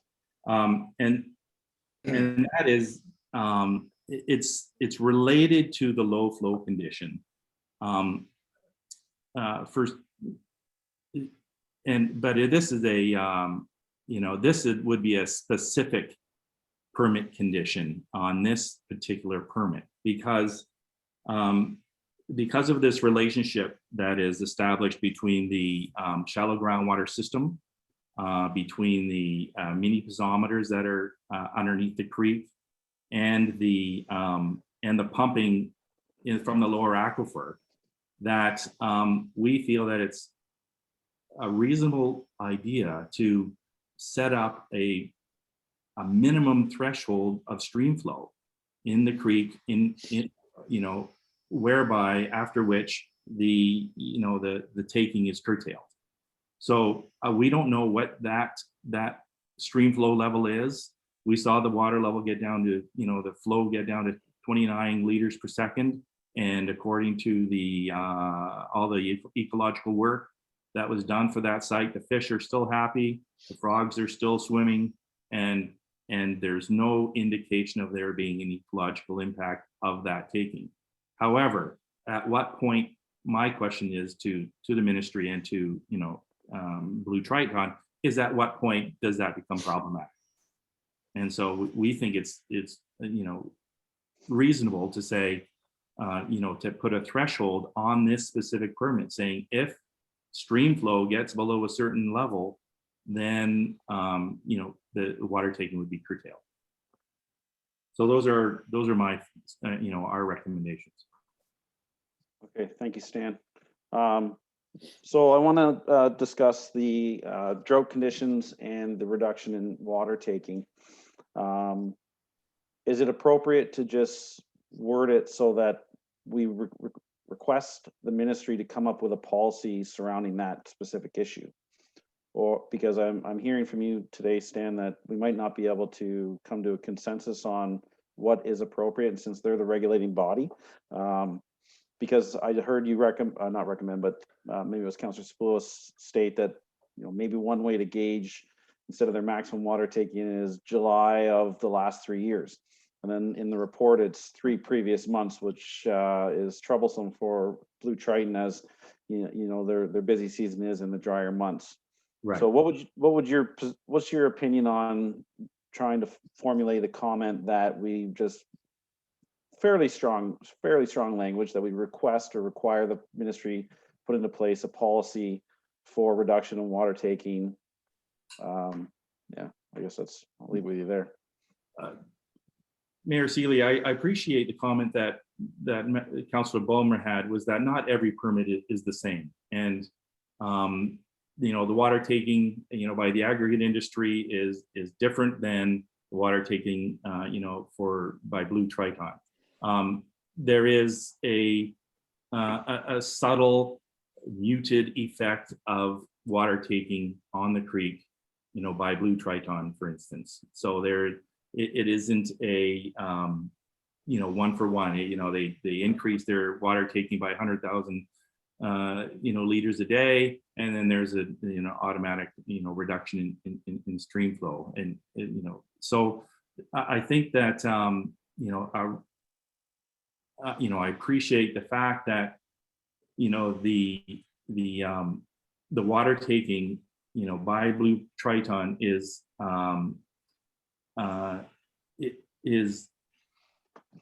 subtle. The impacts are subtle with respect to the stream flow, and so but in the same respect, the whole purpose of the low water taking program is to minimize or mitigate against the water taking. So does it make sense to allow an increase when the ministry and the ministry in the low water response program is saying reduce? So I do sit on the Hamilton Conservation Authority low water response team, and there's a collective groan in the room, from all of the vegetable growers and all of the greenhouse folks, that this low water declaration is being made, because they all need that water too, and particularly in the summer. And so we do, have this situation where, aggregate operators are trying to produce as much aggregate as they can in the summer as well. That's their, they don't operate in the winter. So there is an issue there for all businesses, as far as I can tell, that the summertime is often the most critical time for their water take. And so I don't know, then and the low response, the low water response program is designed to address that low response that happens at the same time as everybody wants that water. So it must have been designed and created for in recognition that the environment, we're reaching a point that we need to give the environment a break. And so I don't know how to reconcile that with increased pumping. And the other comment I have is that we don't see all the permits to take water. We see very few of the permits to take water that come through, and I don't know what everybody else is doing. I don't know if CBM decreases they're taking during this period of time, or Morguard or Royal Canin. So I don't have that information. So I'm not trying to just isolate the blue Triton, but it happens to be the one in front of us, and one that we get to look at on a regular basis. So I appreciate the thought that if you base it on the previous 3 years volume, that could very well mean still an increase in taking, and is that what, and it is a voluntary, and obviously when they set this thing up, this program up, they didn't make it mandatory for whatever, for whatever reasons. So, one thing I want to add, Mr. Denhout, is the Aberfoyle Creek flow is controlled by human factors. And I brought this up in the past, and this, these recommendations are heavily weighted on the flow of the creek. Well, if Glenn Leachman was still alive, he could walk over and pull a board out of the dam behind the Aberfoyle mill, and your flow rates would be replaced. Or I don't even know who's managing that dam on that property any longer. So if an individual, if anyone doesn't remove a board at the appropriate time of year, the flows just drop off significantly. So, these human factors are going to be detrimental to our, the operations in the area for, well, potentially all water permits in the area, when we all know there's a large aggregate producer next door. So I support that we have to have concern for the creek, but we need to get some control over that dam, or somebody monitoring, that dam, so that we can maintain those flows. And there still may be a drought, and they still may need to reduce, but the priority should be keeping that flow consistent to whatever you're the expert, whatever they feel. So I'm going to go around the horseshoe here. I'm sure there's councillors that have some questions. What I'll do first is, if everybody has page 149 of the agenda up, we have the 5 recommendations from Mr. Denhout, which I hope will be the basis for our comments from his perspective. And if you have additional items from his report, or additional items maybe on the technical side of things, that you can identify them, we'll try to have discussions surrounding them. So where did Councillor Bailey go? Councillor Bailey. Thank you. Yeah, I'm not going to get into the particulars of Mr. Denhoat's detail. I think it's a great report, and I've learned a lot from it. Just in the discussion, or in the talk you just had there, something came to my mind, a question regarding low water response. Is there a priority for that? You mentioned like the greenhouse users and farmers. So when a low water response, is asked, is there anywhere where okay, people providing food and need the water would get priority, and they're asking others to cut back more. Is there any sort of sliding scale at all with priority during a drought? My understanding, Councillor Bailey, through Mayor Seeley, is that no, there isn't one, and maybe Kyle can confirm that. But my understanding is that the low water declaration is across the board for all permit holders. Through Mayor Seeley, yeah, that's my understanding as well, Stan, that it's a 10% voluntary reduction in level 1. All the various water takers or representatives of their organizations do usually sit on the committee as well. So so certainly the Blue Triton sits on the Grand River one, as well as aggregate and farm associations. But yeah, it's across the board is my understanding. Okay. No, my other comment was around the language that we're going to probably be Now's the time. talking about here. But I'm just wondering, instead of coming up with a specific, number to base our data on, because we are not, we don't have all that in front of us, but doing something like using the best data to have the best impact on preserving water levels, or something where we're just asking for the ministry to come up with a policy that would give the best results. Are you speaking about the drought restrictions And the water taking? So items 1 yes, and 2? pardon me. Yeah, item 1 and 2. Anyway, that was my comment there. Otherwise, I'm actually fine with the comments that are proposed in front of us. Okay, Councillor Ballmer. Thank you, Mr. Chair.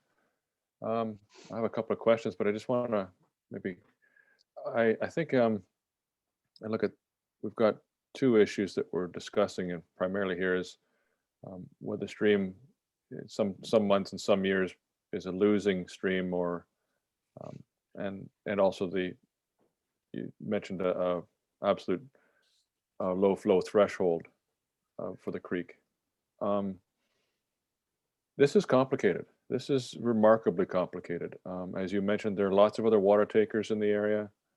There are also all of these domestic wells and other water taking wells that punch holes through the aquitard, creating these connections. And this particular water taker happens to be the one taking closest, has the creek on their property, which the flow of that creek may also be affected by other water takers close by. As you mentioned, it's a muted response. The creek it's not a 1-to-1 response. But if I were to talk about the suggestion of the absolute minimum stream flow that triggers perhaps a reduction in taking or a cessation in taking, I think the mayor raised an interesting and complicating point to that effect regarding the presence of the mill pond and the dam, and who controls that. That's since Nestle's or Blue Triton doesn't ultimately control the flow that's coming in to their property, it makes a minimum flow criteria more complicated, not impossible, but more complicated to deal with for them. But that doesn't make a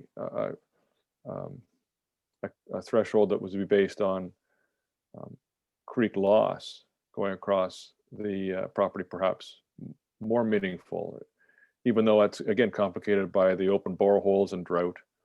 But I think that's, to your point, that's the main issue here, is that the creek isn't gaining, and no fiddling or farting around with the mill pond or the dam will change whether or not the creek is gaining or losing across the site. That strictly relates to drought and water takings in the area. So I think it's important that we keep sight of the idea that we're going to want to move towards a something on on the permit in a low water response, because everybody should be involved, and we're going to move towards everybody. And yes, it looks like we're picking on Blue Triton because they're the first ones as we're talking about this. But I would support something on the permit that spoke to a requirement for some low flow response. But this is where I have my question comes in. As part of the process, is that something that, we have wording now, which, as you said, is one option. Councillor Spoulis raised another option. There may be a myriad of options as to where we establish the base flow or the background level that we reduce from. Is there an opportunity through the process for you to participate in that, or is this a one and done? We put something in writing and we hope for the best. To Councillor Bolomer through Mayor Sealy, my understanding is that the township, once we've made our comments today, the Ministry of Environment and Conservation and Parks will consider those comments, and what they tend to do then is discuss back and forth with the applicant. So the ministry will review our comments and then then in general we're out. We make our comments to the ministry through this process, and then they consider our comments and then issue the permit. But usually issue a draft first. They would issue a draft first to Blue Triton to make sure that they're comfortable with it and can achieve whatever conditions are on, and then it goes for director signing. And then, so if I were to, the goal of your recommendations regarding low water response is that there is an established baseline that they reduce from, but you're not married to the recommendation in your report. It's just that as long as it's reduced from, I mean, I know you make an excellent argument. What's the point in a response if it's not a reduction from what you're already taking? So I can't think of a reasonable argument to suggest something different, but I realize then it's in the hands of the ministry and the proponent to work out an alternative solution that achieves that goal. And I guess we'll have to live with whatever they come up with. So one last question regarding the open boreholes which exist across the township. And I'm glad you pointed out that the impact we're seeing here is nowhere near the impacts we're seeing associated with the city of Guelph's taking and the movement of water across through those boreholes. If these were fixed, essentially the muted effect we're seeing now of Blue Triton's takings would be even reduced, if not eliminated. That stream could remain gaining across almost regardless of their taking, or is it there would be some muted effect regardless, even if those boreholes were fixed? In response to Councillor Bolomer through Mayor Sealy, is that we don't know the percentage of change that we're seeing in the overburden system from either natural natural permeability, Right. Through the aquitard or through these individual wells. So it's impossible to say that. Don't know. Yeah, I would say the impact is smaller from the individual wells. The groundwater model that was created, definitely shows that there's increased permeability immediately adjacent to the Blue Triton well, and in going forward in a northeasterly manner underneath the creek. So there is an understanding from all sides that yes, there is we call it a window of water movement and a window of increased permeability from that lower system to the upper system, and that's what is allowing the changes to occur in the upper system as well as the lower system. But none of us are nobody's modeling these wells. Nobody's taking these wells, putting a 6-inch hole through the aquitard and connecting the two systems. Nobody's doing that. So it's really hard to say what kind of impact they're having. Well, thank you very much. I must say, I thank you for indicating in the report that there has been no significant impacts to the natural environment, and no one else has lost the ability to draw water from the aquifer, that it's still able to meet everybody's needs, and that the owner operator continues and will continue to monitor to ensure that that remains the case. But that being said, I think it's still reasonable and a responsible thing to do. I'd like to endorse your report and your recommendations, and let the ministry work out what they feel is best with the applicant. So thank you very much. Mr. Goyda?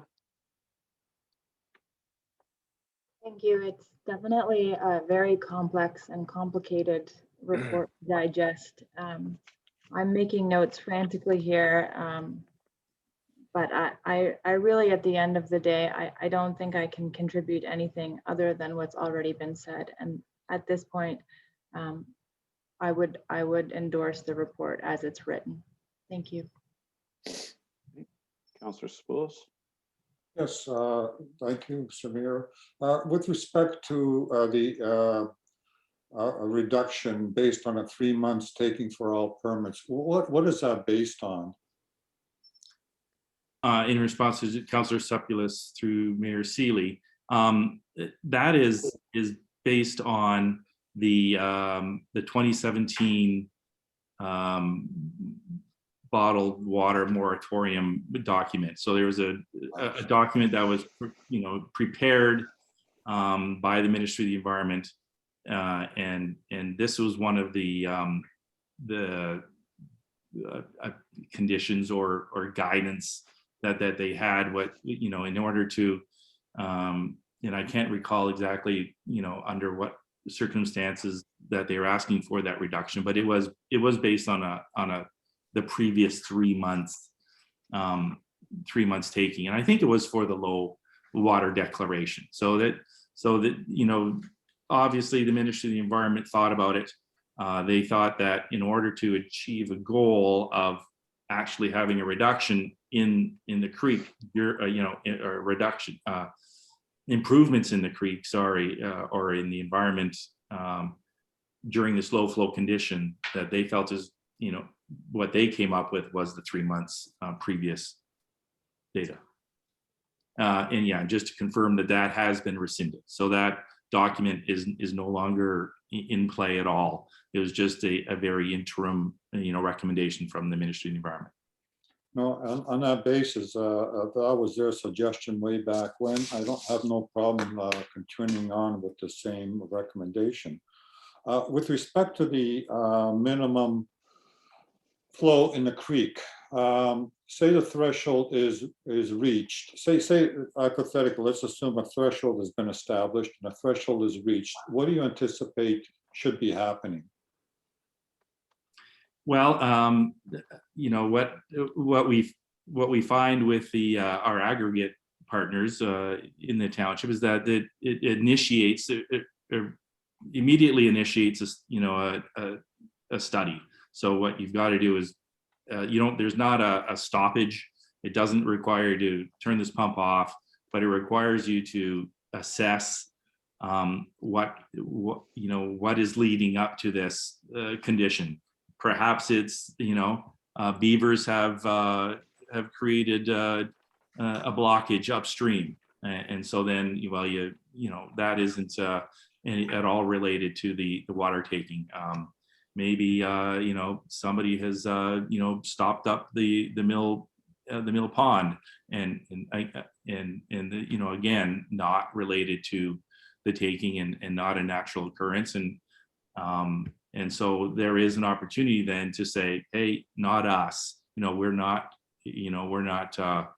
responsible for that change, and perhaps then nothing, there is no change. But if the status quo of flow coming in from the mill pond is there, and yet we continue to see a reduction in flow across the property, then we would recommend that there is some kind of reduction in taking in order to minimize that impact. Well, that sounds, your explanation clarifies it for me. Now, the other issue is Mayor Seeley indicated what happens if somebody releases more water, but isn't the concern is the degree of loss in the stream, not the fact that, sorry, it's also the low level water, but it's also the magnitude of the losing volume of water or flow of water. Well, that's, that is that's the concern. I'm not sure that we would have raised this issue if we looked at the stream flow data that was presented to us, and stream flow was increasing across the site. And even if it was at that same level, even if we only had 29 liters per second downstream, and there was say 15 liters per second upstream, if there was an increase across the site, we wouldn't have flagged this. But the fact of the matter is that there is a reduction for those 7 months, and it is there isn't a good explanation in terms of natural occurrences why there would be a reduction. Evaporation doesn't do it. There's not enough reach there and storage of water that that volume of water is going to evaporate between those two, upstream and downstream. The groundwater conditions on the site generally indicate that there should be increased groundwater flow to the stream. The groundwater levels in the surface water and the shallow groundwater system that I've seen on their reports is that there should be groundwater increases, and yet we see this decrease. And so again, for the reasons that I indicated earlier, is that we know there is this connection between the creek bed anyway and the pumping that leads to that recommendation that there should be a reduction in taking. Okay, I'm fine with what you said. Just a general question with respect to your recommendations as written. Do you think they'll be considered, or do you think we need to ask you to strengthen up some of the wording? Like you say, words that would be valuable to compare. I'm going to suggest with something to say more, say comparison of data is required to blah, blah, blah. Like, well, I agree with all you're saying. I just want the ministry to consider everything you're saying, and saying, well, he said it would be valuable means it's wishy-washy. I don't really care about it. To Councillor Supula through the mayor, our track record isn't very good with the Ministry of the Environment. We have, made similar recommendations on all of the permits, and not similar to this per se, but we have had concerns, and very few of them have ended up as conditions on the permit. So we can definitely improve the wording, but yeah, I'm not sure how to make it more. I know what you're saying. You want to be polite at the same time as express your needs, and that's a very you have to be a good spin doctor to do that. Okay, thank you, Mr. Mayor. That's all the questions I've got. Yeah, thanks, Council. So, Mr. Denholm, there are two things that we're discussing here. But we'll go back to this mill pond. So the major concern, actually, I'm not going to go to the Aberfoyle Creek. The major concern is that it's a losing stream across the property, which I understand, and that's the correlation between, maybe these private wells and drilled and things like that. However, if a low flow level was a threshold and hit, then that could possibly reduce or trigger the water taking permits and possibly of others around to be reduced. And that low flow could be directly related to the dam upstream. The stream will still be a losing stream whether the flow is high or the flow is low, because more will come in at the front, and that's still a concern. But I'm trying to understand this, that as if we hit that low flow threshold, that has significant implications for industry in the area. Am I understanding that correctly? Council Ballmer is shaking his head back and forth like I have it all wrong, but I'm not. Well, there's two things. There is the low flow condition declaration, and that is based on Side Road 10. That is based on stream flow somewhere way downstream and antecedent precipitation, the week before, the 2 week before precipitation rates. And so that has nothing to do really with the immediacy on this site. So that declaration is going to be made by the Conservation Authority and the Ministry of Natural Resources and Forestry, based on factors that are not related to this, this site. If there's more water flow out of Mill Pond, there's going to be more down at 10 Side Road. That's correct. So it's somewhat related. So, but the second piece of our recommendation, and our second recommendation, is that at some point what we're saying is that at some point a low flow condition, is, let's call it the critical low flow condition happening in that stream adjacent to to the Blue Triton taking, is if it's because somebody put another log in Mill Pond, then and stop that flow. Again, that's not something they can do. Everything's going to have to deal with it. The natural environment's going to have to deal with that, and I don't think that is probably a very prolonged event. I think we'd get calls pretty quickly saying, hey, there's no flow in the creek, so, or if a beaver dam stopped up the flow, as is happening down closer to the Mill Creek aggregates, which is giving them some concern on all their monitoring. So okay. So I think that the low flow across this reach is what I've requested, is that their ecologists look at this, and at some point and their stream flow people are taking these stream flow measurements, and they're saying, well, there's cobbles, there's all these, the cobbles are, when the water's low, there's all these cobbles that are interfering with our measurements. So then at what point then do these cobbles also then become impediments to movement for fish, and they can't forage during the day or whatever they need to do. They can't move up and down. So I'm just suggesting that at some point, natural conditions may very well lead to a critical level in this creek, and it should not be exacerbated by the pumping. Is my point. Okay.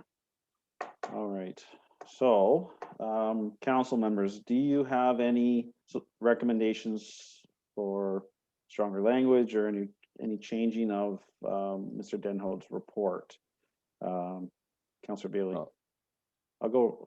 Sorry. Yeah, I'm not going to nitpick through there. I do like that word critical though. So I'm wondering if somewhere in here the language could be strengthened a little bit using words like that, just to kind of emphasize. We need specifics. I mean, I know. we have. Well, I haven't had time to go through 7 this. recommendations here. Yeah, our wording is meant to establish a minimum stream flow threshold. I don't know. Using words like critical is a little bit bombastic, and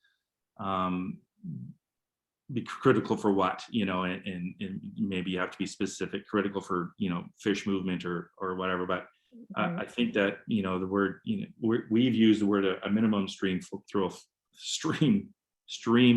threshold is what we've suggested. Yeah, I am fine with how it is written. just for clarification, there isn't any fish in Aberfoyle Creek, correct? I believe the mill pond keeps the water temp too high, is it not? No, that's incorrect, Mayor Sealy. There's lots of fish in there. It's warm water fish. Oh, So they gotcha. move up and Oh. down through there, they forage. And as I understand, I think even trout can move through there. They just don't hang out there and they don't breed there. So they don't spawn in that area. So there is, there are fish definitely in that reach. Oh, I was gonna go throw a pole in this afternoon in that case. That might be trespassing. I don't think I'm allowed to do that as a mayor. Where are we at here? Sorry, just trying to add some humor to a lengthy discussion. Councillor Balmer. Thank you, Mr. Chair. Yeah, I think the easiest and cleanest thing to do is I would just suggest that we endorse Mr. Denhode's report and his recommendations, and perhaps have him supply any additional data that he feels would be important to go along in support of it. And those would be our comments bundled with the updated report from Mr. Davis. That's as we discussed earlier. So I don't think we need to put all of these minutia detail in our own resolution. I think they stand on their own, attached to the context in the report. Thank you. Councillor Goyda. Yeah, I would be fine endorsing the reports, but I'm just not sure historically how comments have been submitted in terms of these permits to take water. I would also not be opposed to just summarize all the recommendations from both reports in one single resolution and attach the reports. I'm fairly indifferent. I think it achieves the same both ways. I just I don't know if staff or Kyle, maybe you could comment on how historically the municipality would submit their comments. I'm gonna just hang on, Kyle. Thank you. Okay, thanks, Councillor Goyda. Councillor Spoulos. Yes, I would like to have an opinion as well on what Councillor Goyda stated. With respect to Kyle's report, Kyle, could you summarize your recommendations at the end of your discussion right now, as Stan's report does? In other words, you do a lot of detail, and I really wouldn't want your key points to be lost by somebody just skimming through it and just bang, bang, bang at the end. So that would be my thought on doing that. The other question I have of Stan, the report that you prepared, are you comfortable that you have all the necessary supporting information in there to back up what all your statements are? Or you need additional supplementary information to be provided? In response to Councillor Sepulus through Mayor Sealy, the criticism from Blue Triton is that it's not science-based information at this point. So we would definitely like to have the opportunity to add, some of that additional information to show that, indeed, that we have looked at this carefully. We have considered all of the data from the site that has been prepared. And we're not, drawing any far-fetched conclusions from that data. So I would like to, and that has been a suggestion from the CAO, Glenn Schwendinger, that we do that. And so I think that's, we would like to take an opportunity to add some additional information to our report. And I don't know at what stage we do that. Okay, Mr. Mayor, so with respect to Stan's report, I'd like to say, subject to the provision of supporting information to be provided by Stan Denhode, a Hardin Environmental Services, we include the following report. In other words, we agree with his report, but he's got to have information there to back it up. Yep. So just hang on to that thought. Mr. Davis, I don't know if you are able, Councillor Balmer, your mic is not muted, sorry. Mr. Davis, I know Councillor Spoulos asked for a summary similar to Mr. Denhode. I don't know if you had a chance while we were chatting to prepare that or no? Oh, I took that to mean a summary in the written report. We can Yeah. certainly prepare that. I have not done that though during this meeting, Okay. so I can certainly do that after. Yeah, okay, okay. Mr. Schwendinger, or Ms. Hoy Fox, I'm not sure who would want to speak of this, but Councillor Goida brought up a concern. Do we need to have a resolution that we specifically identify every item that we've discussed with our specialists here? Or can we simply reference the comments made through a resolution of council? I'd suggest that you can have a more general resolution if you're supporting or endorsing the reports received, but just be specific with anything that you want added to or changed. That's what I would suggest. All right, so that's where the additional data proposition Councillor Spillis comes in. So Ms. Hoy Fox, do you have a resolution prepared that recommends adopting Mr. Davis's and Mr. Denhode's reports that you could read, and then I'll have Councillor Sapoulis add his addendum to it, please? So I have been keeping track, Mr. Mayor, just as we've gone through with some of the decisions made by council. So the resolution that I have drafted right now is quite long, and I don't know if the intent is to shorten it and just adopt the reports as Mr. written. Mayor, may I suggest that the resolution that I had prepared, just Part A, talks about the provision of 2 reports, and we add in the sentence on Roman numeral 2 in front of that. I gotta pull it up. I sent Ms. Hoy Fox a resolution as well. Let me pull yours. Where did it go? Sorry, can you state that again? I'll have to write it down. I actually have it right here. Give me 1 second. Sorry, state that again, Councillor Spillis. Well, I'm going to say, be resolved, the Township of Council request staff as part of their submission to provide report ADM 2021-042 Triton Water Holdings for Nestless permit to take water by Kyle Davis, risk manager official, dated. Now, if he's going to adjust the report, it should be dated a different date. And then subject to supporting information provided by Stan Hogue of Dan Hard Environmental Services, letter report, NWC Water Canada 2020 modern report, and 2020 permit application reviewed by Stan Hogue of Hard Environmental Services, dated June the 9th, 2021. I'm comfortable with that. I don't know if Ms. Hoy Fox, you could share your screen and maybe just highlight the portion of the original. I don't know if you want. Just one moment. Sure. And then you still need to, no, you included the part to additional data from Mr. Denhode. So that's a move from The question is if we want to strengthen as part of their submission. In other words, say that the council, know the council supports the recommendations contained therein or something like that. Mr. Schwendinger?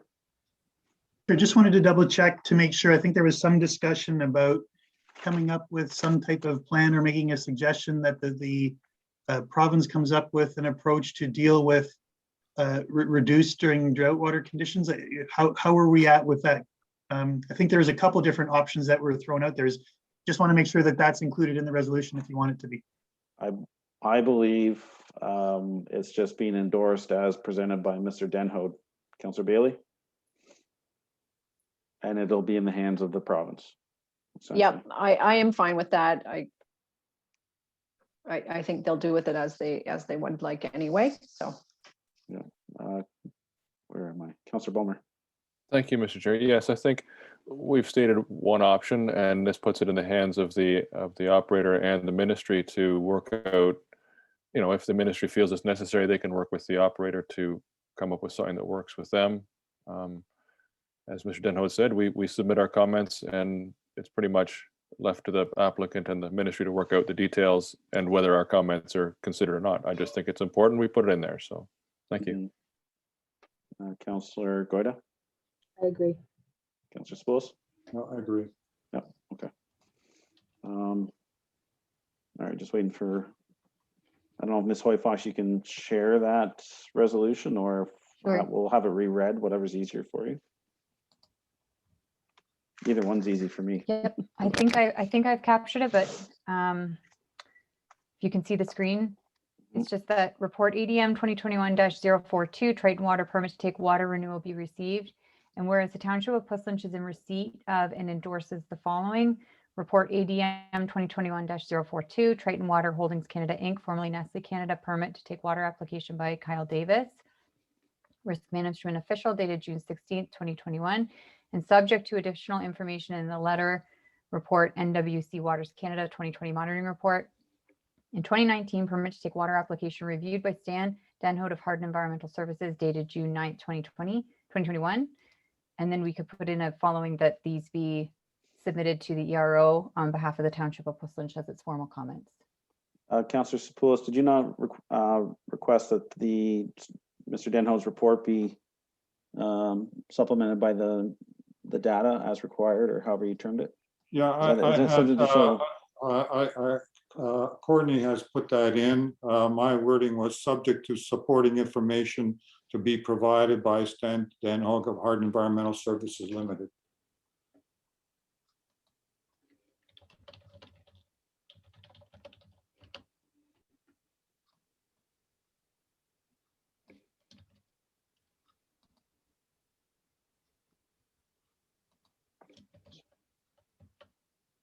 So this makes more sense with the first direction here rather than with this. I believe so. Oh, Mr. Schwendinger.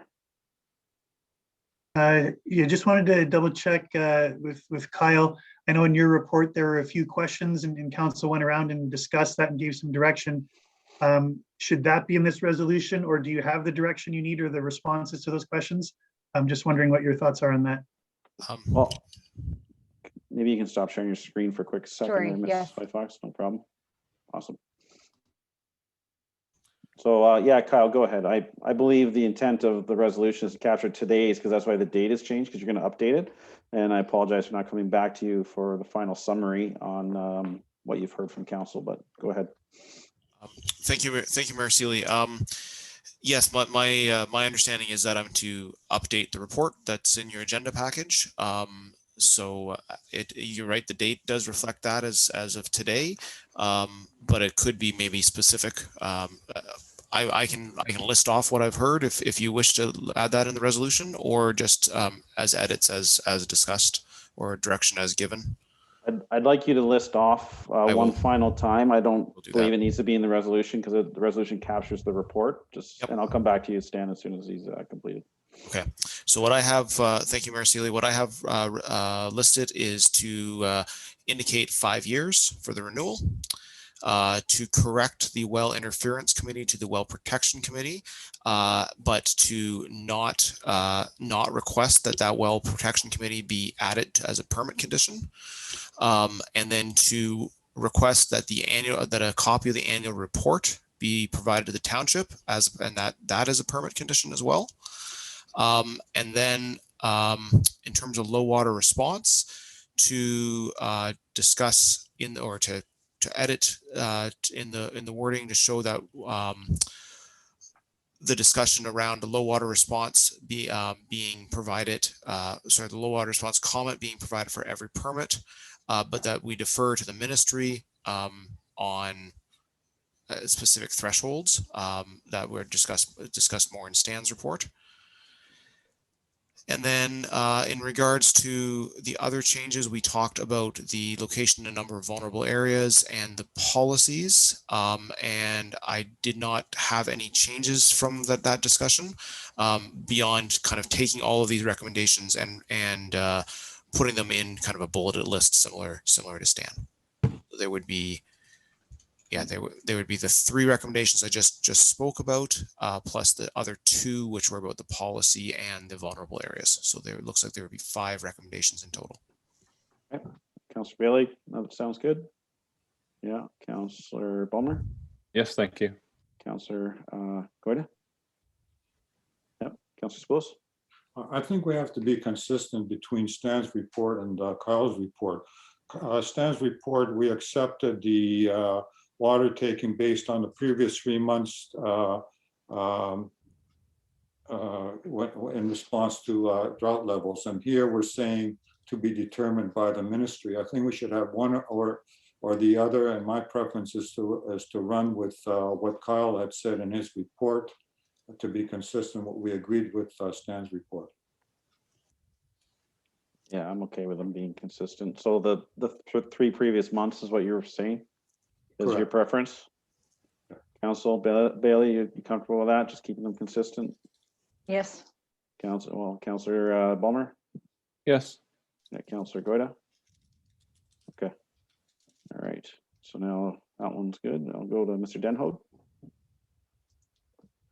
Yeah, I just was curious about the June 9th date on the report. If I'm going to amend that report, do I just keep it the new June 9th date, or I should update that date? So if the resolution says June 9th, I'm not sure what to do. As far as I'm concerned, we're amending your report and we're endorsing the one for today's date. So we're receiving the June 9th. I'll have to see the resolution again. Maybe Ms. Hoyt Fox would want to word that.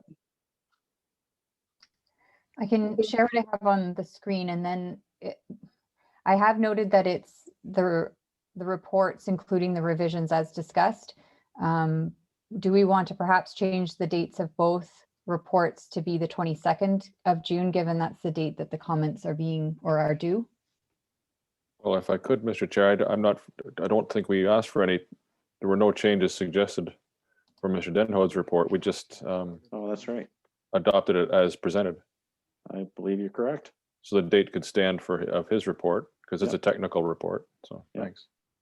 Good catch. Mr. Mayor, I don't know if Stan would want to put a supporting information in this report or a supplement. The way we're going right now would be a supplement report. I don't know. I'm looking for guidance on that one. Mr. Denhoed, where would you like to see that supplemental information? I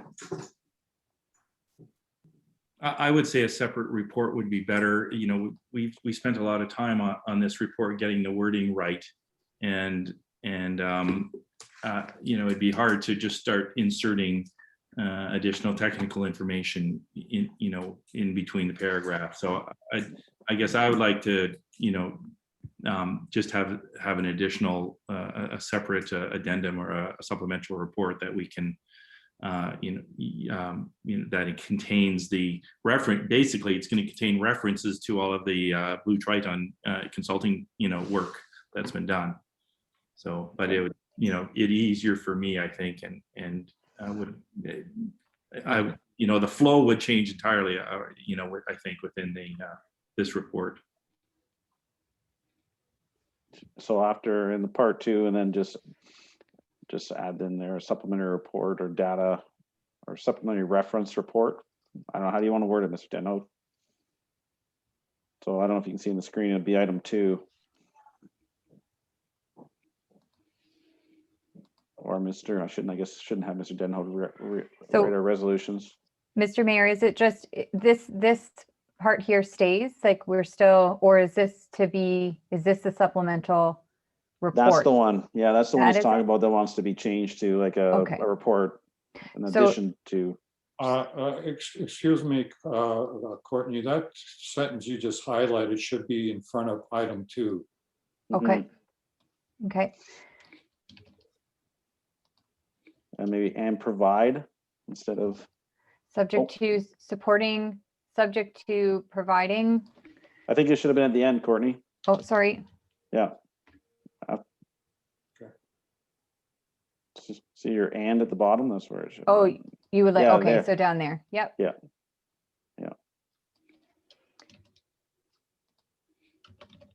And then however you want it worded, this more information we provide to San Jose Higher Management Services LTE.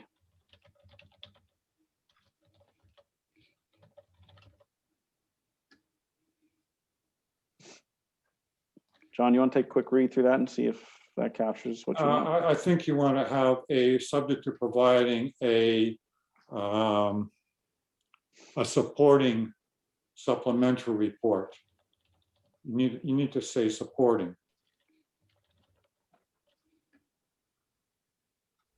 And then A, Sorry, yep. yeah, just put an A there. Supplementary report. Well, that's fine, subject to providing us a supporting supplementary report, get rid of the after support. Sorry, that was my. And then, get rid of including information. And just say to be provided by. There we go.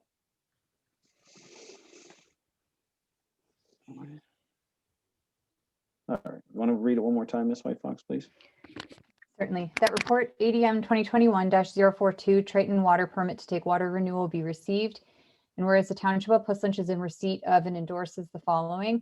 Report ADM 2021-042 Triton Water Canada Holdings Inc., formerly Nestle Canada, permit to take water application by Kyle Davis, risk management official, dated June 16, 2021.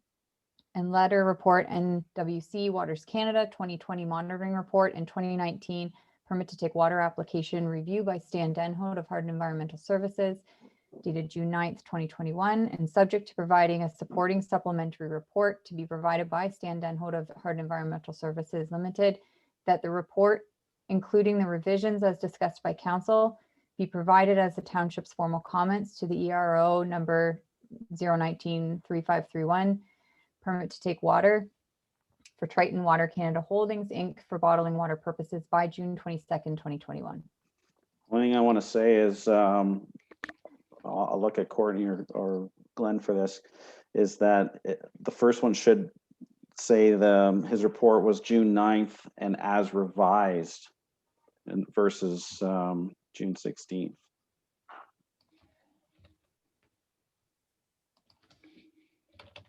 Yeah, agreed. And then, yeah, that way we have the original and then we'll see the revisions. Okay, so can we get a move? I'll need you to stop today. Thank you. I'll get a Councilor Schools. Yeah. Mr. Mayor, the last paragraph, does that make sense? Mr. Schwendinger, take a look. Missing the word permit.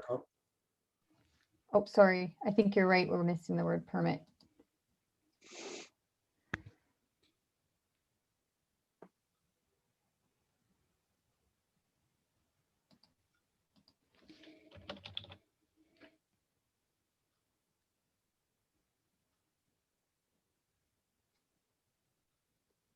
What part are you having concerns with, John? It says that the report, including the revisions as discussed by council, like the revisions are not going forward to the ministry. It's the above documents are going to the ministry. Sorry, Kyle's full report is going to the ministry, is it not? Yes, well, and as revised. Yeah, so that's okay then, right? So Well, we're sorry. Okay, that's fine. You're going to have a new. Okay, that's fine. All right, fair enough. We'll work on that basis. That's fine. And then you saw something in the second part that it was missing a permit. I got Oh, at the bottom. Okay. All right. So I'll get a mover for that, please. I'll move. Thank you. Get a seconder. Councillor Goyda. Any further discussion from council on this? I need a gavel. Let's see any. All right, I'm going to call all in favor. Councillor Bailey, I am in favor. Councillor Bulmer, In favor, good work. Councillor Goyda, In favor. Councillor Spools, In favor. that's carried. Gentlemen, before you leave, and everybody involved here, I want to thank everyone for all the work they've put in putting these reports together, all the discussions. It's very important to the community. We're all here because we care. So we're doing the best job we can. And I know it was late nights working on these things, revisions, contemplating other opinions, things like that. Anyways, I just wanted to thank everybody for everything they've done for getting this to where it is today. So Thanks, I'm Mr. going to call a 5-minute break. You're welcome. I have to get rid of a lot of water. So I need 5 minutes. Does anybody want a little more? That was a long time to sit and discuss, give the brains a little break. Let's say 10 minutes. Let's reconvene at 1:37.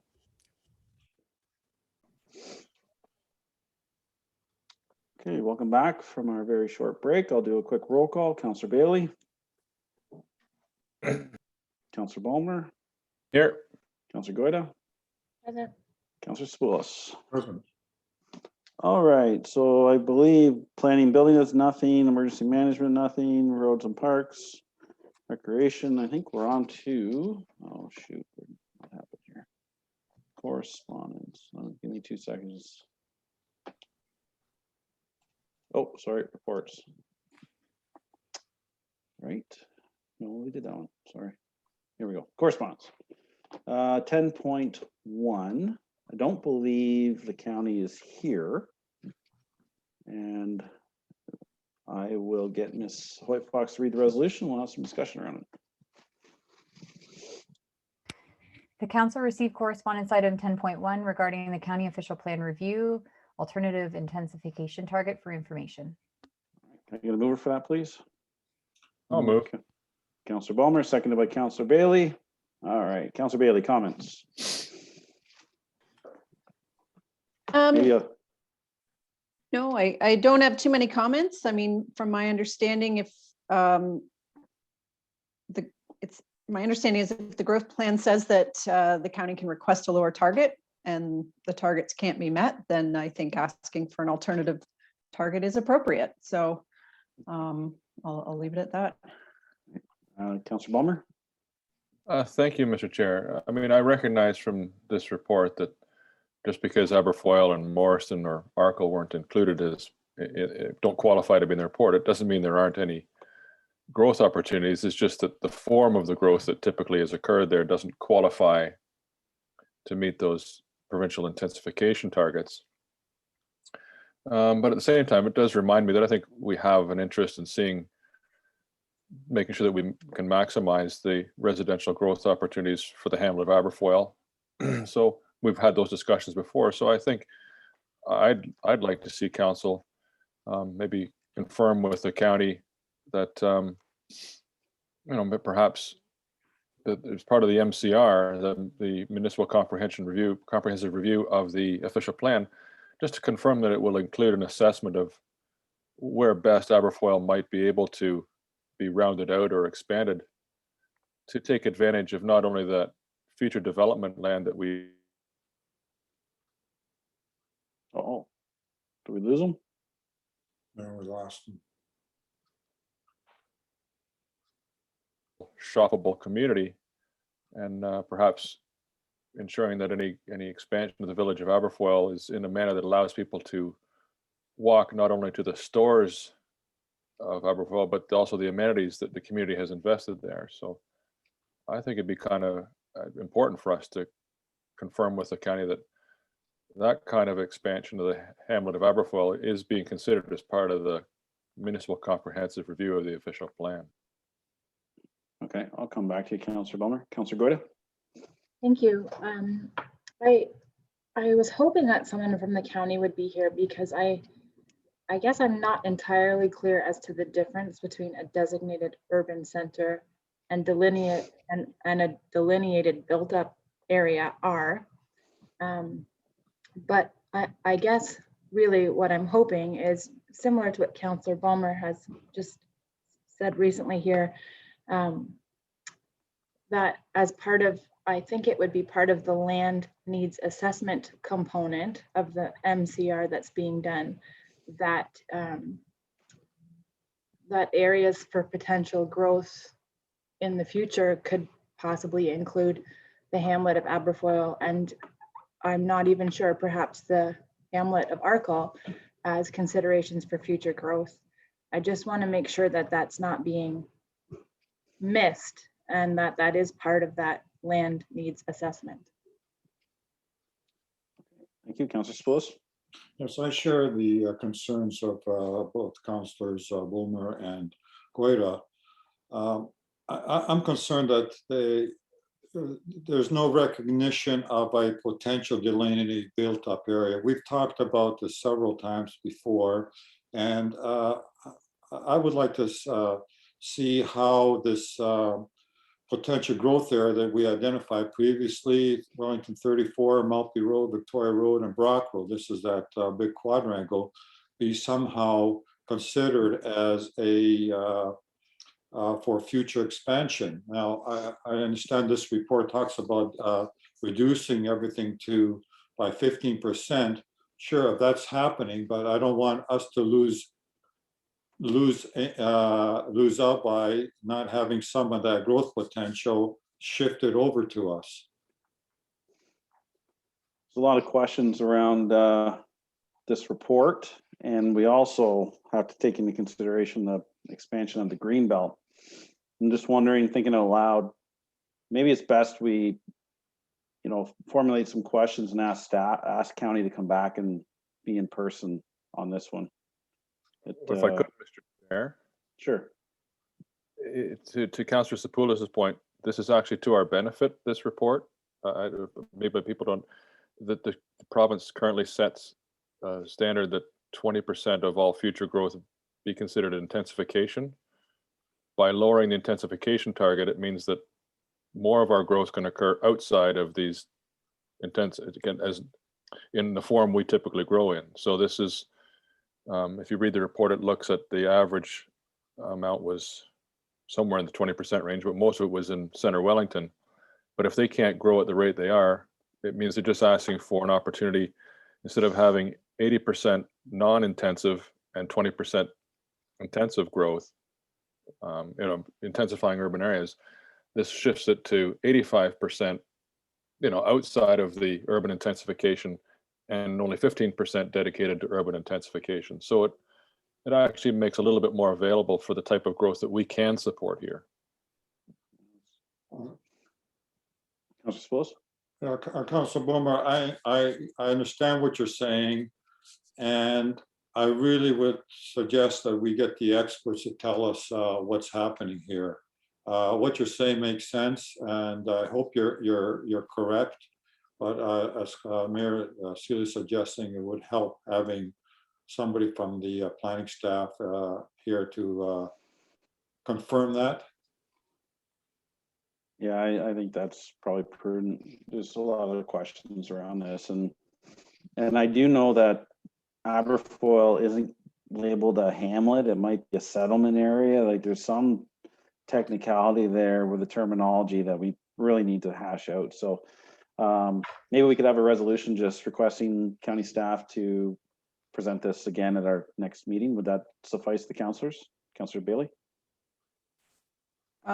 Just for my understanding is that this report has already gone through to the ministry, so it's not really a need to comment on. It's for information.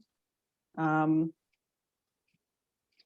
I'm not sure where the asking for the growth boundary comes in with this report. My understanding is just we're just looking for a little more clarification of the impacts of what they've submitted to the ministry, to what Councillor Bulmer identified as this actually might be a benefit. And if we have other concerns around growth, it would be a great opportunity, since county council's adjourned now till September. So I feel that might get a little bit more attention from planning staff, since they're not dealing with county council. But I will look to Councillor Sapoulis to see what your thoughts are on that. The report doesn't state equivocally that it's been made. It says that a request to be made. This is the last paragraph of the report. Now, there is a webinar on June the 23rd that the county's hosting to present these targets. So to me, if they're still presented to the public, nothing's gone through yet. So I read this as still in open for comments for the public and for council. Okay. I'll go to Councillor Bulmer. Thank you, Mr. Chair. I think Councillor Goida mentioned that they're doing I'm sorry, I can't remember the word of the study, but it's part of the MCR. And they already made a commitment to come back and talk to us after that. And they know we have this interest. They heard it when both county planners were here last time. So I think when they return and we have that further discussion, I just wanted to confirm that we do have an interest in creating Aberfoyle as a walkable community. But I think they're aware we were going to want them to come back and have further discussions on this. So, thanks. Okay. I'll start in proper order. Councillor Bailey, are you comfortable just receiving this as information and we're aware that they will be returning? Yep. Okay. Councillor Bowman just spoke, so I'll say Councillor Goida. Yes, I'm comfortable with that. Councillor Spoulos. I think we still would like some clarification. Perhaps we can submit individual comments to our CEO and they can respond back in writing if that's a concern on their time. Yeah, I like that idea. And head nods from council. You're good with that? Okay. All right. So, sorry, Ms. Hoyt. Councillor Balmer, Yes? did you restart this? Oh, you're muted. Oh, am I I thought muted now? you tried to speak, that's all. I wasn't sure. Oh, no. You are now, yep. What would you like? Okay, sorry, my bad. Okay, nothing now. Sorry, I just thought you had a supplemental comment from Councillor Spoulos, but that was my mistake.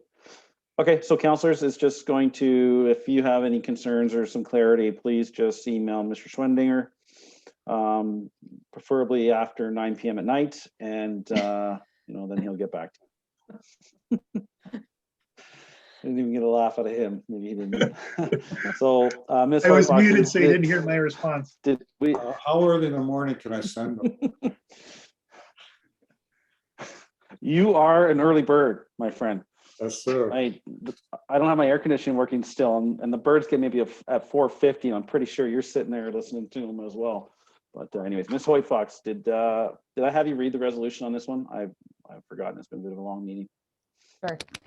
The council received correspondence item 10.1 regarding the county official plan review, alternative intensification targets for information, and that council submit any questions or concerns to the CAO to provide to the county requesting a response. Thank you. Mover, please. If I didn't already have one. Councillor Bailey, seconder. Councillor Spoulos, all in favor. Councillor Bailey. In favor. Councillor Balmer. In favor. Councillor Goida.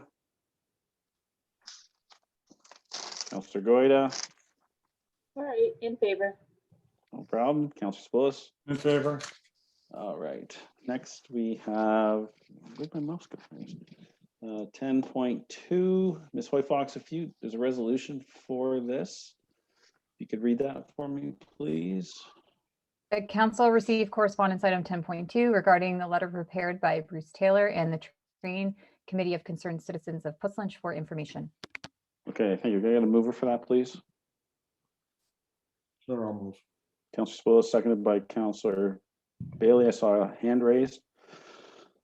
All right, any discussion? I have some points that I would like to discuss on this, but I'll go around the horseshoe first. So Councillor Bailey. I was just looking for an update. Do we have any feedback yet on how the reduced hours of operation have made a difference? If there's been any positive impact to the noise and the trains? Councillor I Goida? have, oops, sorry, Sorry, nope. go ahead. Sorry, She's Mr. closer than me. What's your personal experience, Councillor Goida?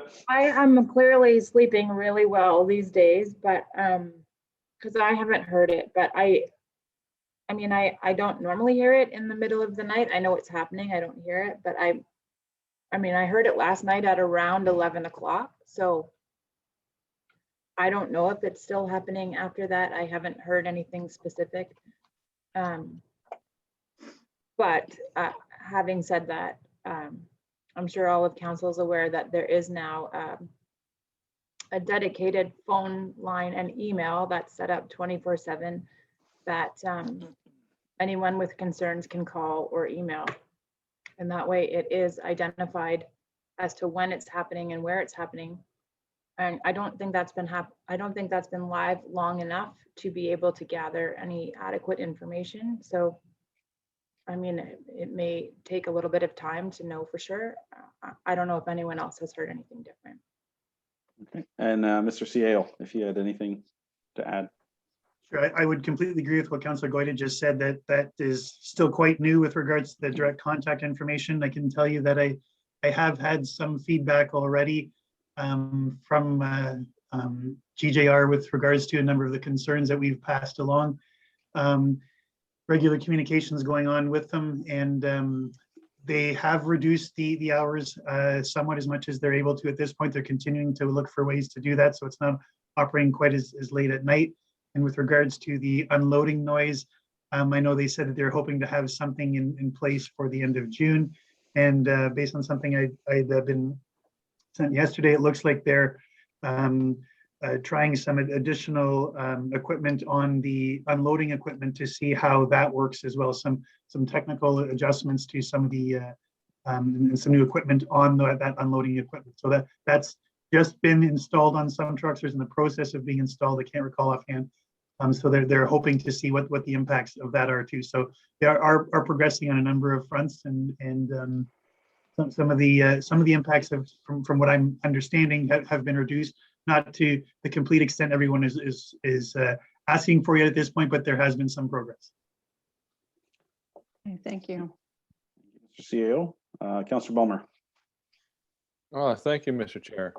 I must admit, I really appreciate the efforts that the staff have made regarding the noise created by the unloaders, and I appreciate the city's response. I think that's great. But I don't think we need to step up that any, as has been suggested. I think things are in process. Let's let them work their way out. I don't support any suggestions that siding needs to be closed. It's been there for a long time without any problems, other than what was created by the vacuum unloading. So I don't think we need to go to that extent to initiate some request to have the siding completely closed or removed. And I got to say, thanks to an anonymous flyer that was circulated to landowners along the tracks all the way to Moffat, I heard from several of the agricultural community who let me know just how important that whistle is for their safety crossing the railway, either at private crossings on their own properties or at the roads where sight lines aren't great, where there's curves in the track and trees. And it made me think of my own situation where I'm sending staff both here from the farm or even from the township in all sorts of shaped equipment crossing those crossings. And I know that the training material that I provide with my staff here recommends best practices to keep any agricultural equipment 5 meters back from the closest rail when you're stopping to check a crossing. And I can tell you, when you're sitting on a tractor with a loader sticking out the front and you're pulling 4 tons of hay or something, that whistle is the difference between life and death, no matter how slow the train is going. So I got to thank the agricultural community for making me aware of that. I hadn't even considered it, even in my own context, because there's 2 crossings we have to cross regularly in the summertime with farm equipment or when we're delivering products. So I wouldn't be interested in pursuing any whistle cessation agreements with the city of Guelph for the train. So thank you. Okay, Councillor Goyda. I really have, I feel like I said my piece the last council meeting. I don't really have anything to add. I just think that at this point in time, staff are working very hard in conjunction with the Guelph Junction Railway to get some resolution on some of these items. And I think that we need to allow the time for those things to take place. And then we can circle back at a later date. But at this time, I'm quite thankful for everyone who has worked so hard on coming to some kind of resolution here. So that's it. Thank you. Councillor Spillis. Yes, a question of staff. This, I believe, was to be the deputation that was going to be made last council meeting. That's correct, yes. Okay, so we undertook several actions last meeting, so I see this as for information only at this time, and I agree with the other councils that at this time, we'll see what happens through the discussions with our CAO and Guelph Junction Railway, and next report, whenever it comes, we can address further comments at that time. Thank you. One thing I want to state is that I feel we need to give staff some direction on where to focus their priorities. This train concern is consuming an absorbent amount of staff time every day. And the reality is our staff have a municipality to run. And I'd really like council to have a discussion on the whistle cessation. If it's appropriate for staff to continue investigating that, if it's something we want to entertain, and also to focus, to give staff direction on what to focus on going forward. So on the whistle cessation, I would like each member to express their opinion on whether this is something they want staff to continue to investigate. So I'll start with Councillor Bailey. Yeah, I've put a bit of thought of into this, and I've kind of decided. There was a really neat link. I think it was in this this communication that we received between the whistle cessation and the Hume Road maintenance. And I was wondering if maybe I can get clarification on why or what the Hume Road maintenance was for. And my thinking is, if it's for the benefit of a faster train, and then the idea is to slow the trains down and not have a horn, then maybe the maintenance wouldn't be needed on Hume Road and cost savings could happen. So that's just where my mind was going. And I wanted maybe some clarification on what the Hume Road maintenance is actually for. So before we go into that, do you have any opinions on whistle cessation at our crossings and the potential liability that would cause for the municipality, irregardless of any obligations for upgrades at crossings and of that nature? Councillor Bailey. I would like to get a little more information on that, so that I could make a better informed decision. Okay. Mr. Schwendinger, are you trying to? No, sorry, just clearing my throat. Oh, sorry. Okay. Where are we? Councillor Balmer. Thank you, Mr. Chair. Yeah, I think it's important for council to remember that as part of our budget discussions this past year, before this whistle issue or the noise issue of the vacuum motors come up, we had already given staff direction to look into the cost sharing arrangement and what those should be. And I think those are ongoing in the background, and those are separate from these issues, because they will have to be dealt with regardless. And but to your question, Mr. Chair, no, I have no interest in pursuing a whistle cessation agreement regarding the train. Thank you. Councillor Goyda. Thank you. In terms of the whistle cessation specifically, I can say firsthand that whistle of that train has saved my life when I have been crossing that railroad and was missed by a fraction of a second. And the only reason I stopped was because I heard that whistle. I think that it's been implied that there's a double standard, that the residents of the township are held to a different standard as those in the city of Guelph. I I'm struggling with that because I don't think we're really comparing apples to apples. We're talking about an urban community and a rural community, and they aren't the same. And I don't think that it's a double standard. I just think it's an entirely different situation. I have concerns about the whistle cessation also because thinking of my own situation, I live right along the railway. I have 3 small children that are getting to the age where they like to go and wander off with their friends. And I know that I'm not the only one. There's lots of young children and even teenagers that live along that railway. And I just, not having the whistle blow, it really, really worries me. So I'm not really interested in pursuing a whistle cessation agreement. Having said that, the whistle blowing at all hours of the night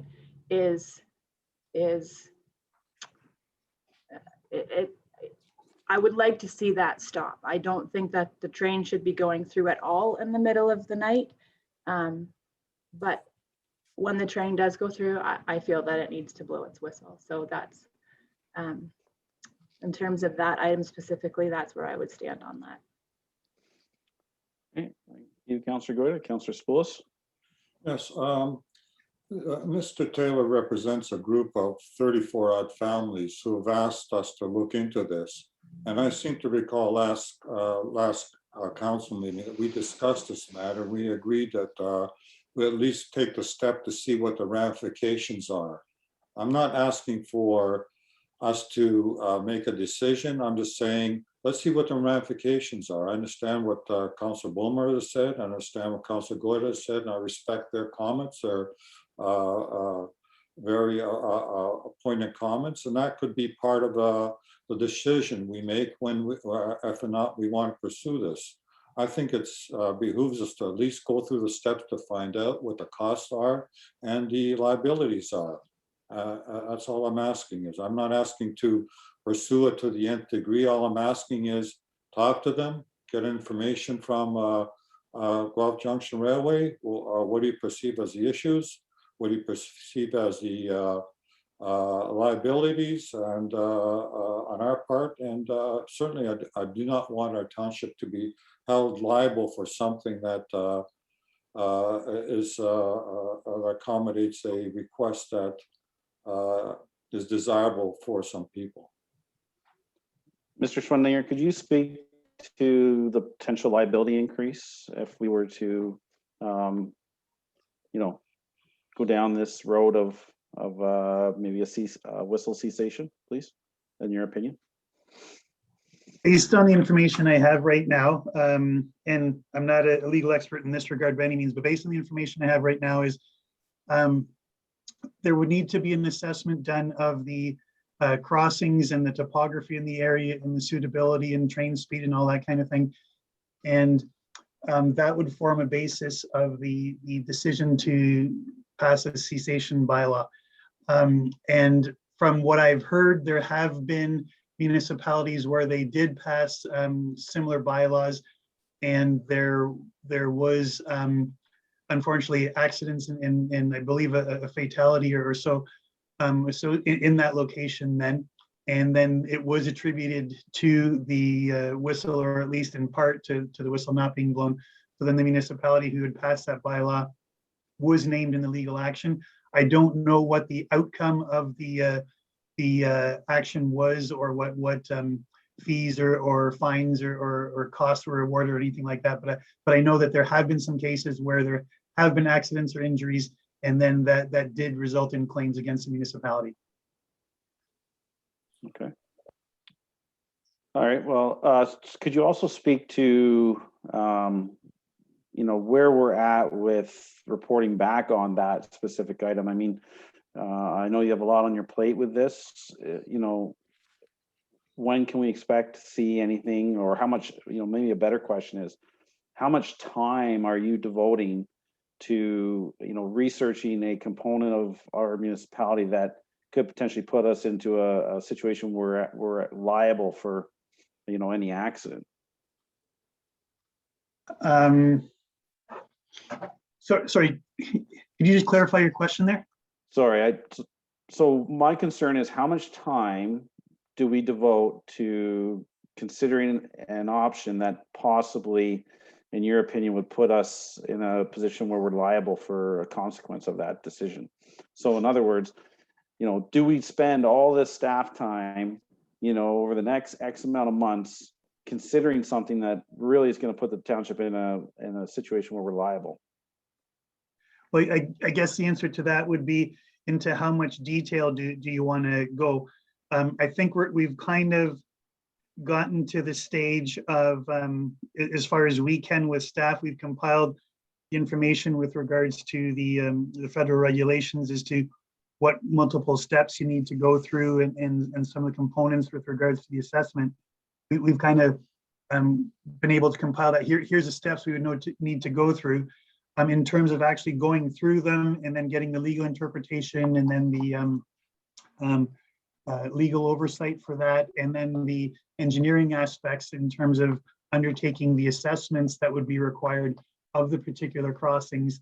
That would be the next step, and we would need to. That's beyond the resources of what we could do internally and the expertise we have internally. We would need to retain a specialized transportation consultant to do the assessments in compliance with the application that would be required for the Transport Canada to assess the request.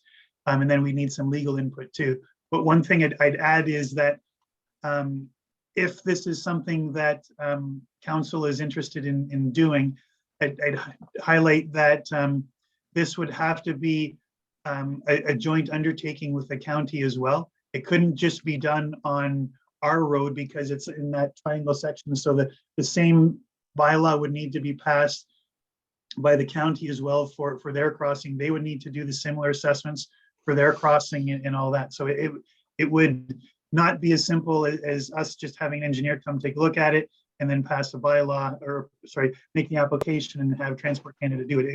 It would be a quite involved step as a joint project with the county. What I get out of that is essentially you're in a holding pattern until you get direction from council to hire experts, studies to analyze each of these crossings and do costing. Is that essentially what you're saying? Pretty much, yeah. We've got the list of and basically the steps that you need to go through that we've been able to track down. But it's definitely things that are well beyond our capabilities. And like I said, it would be something that we would need to get some outside expertise in to help out. Okay, I'm of the opinion that I'm not in favor of whistle cessation. I think that the concerns Councillor Goyda addressed for the very late evening horn blast could be addressed through the work you're doing with GJR for hours of operation. Most, if not all, of our crossings have significant sightline concerns, elevation concerns, farmer concerns.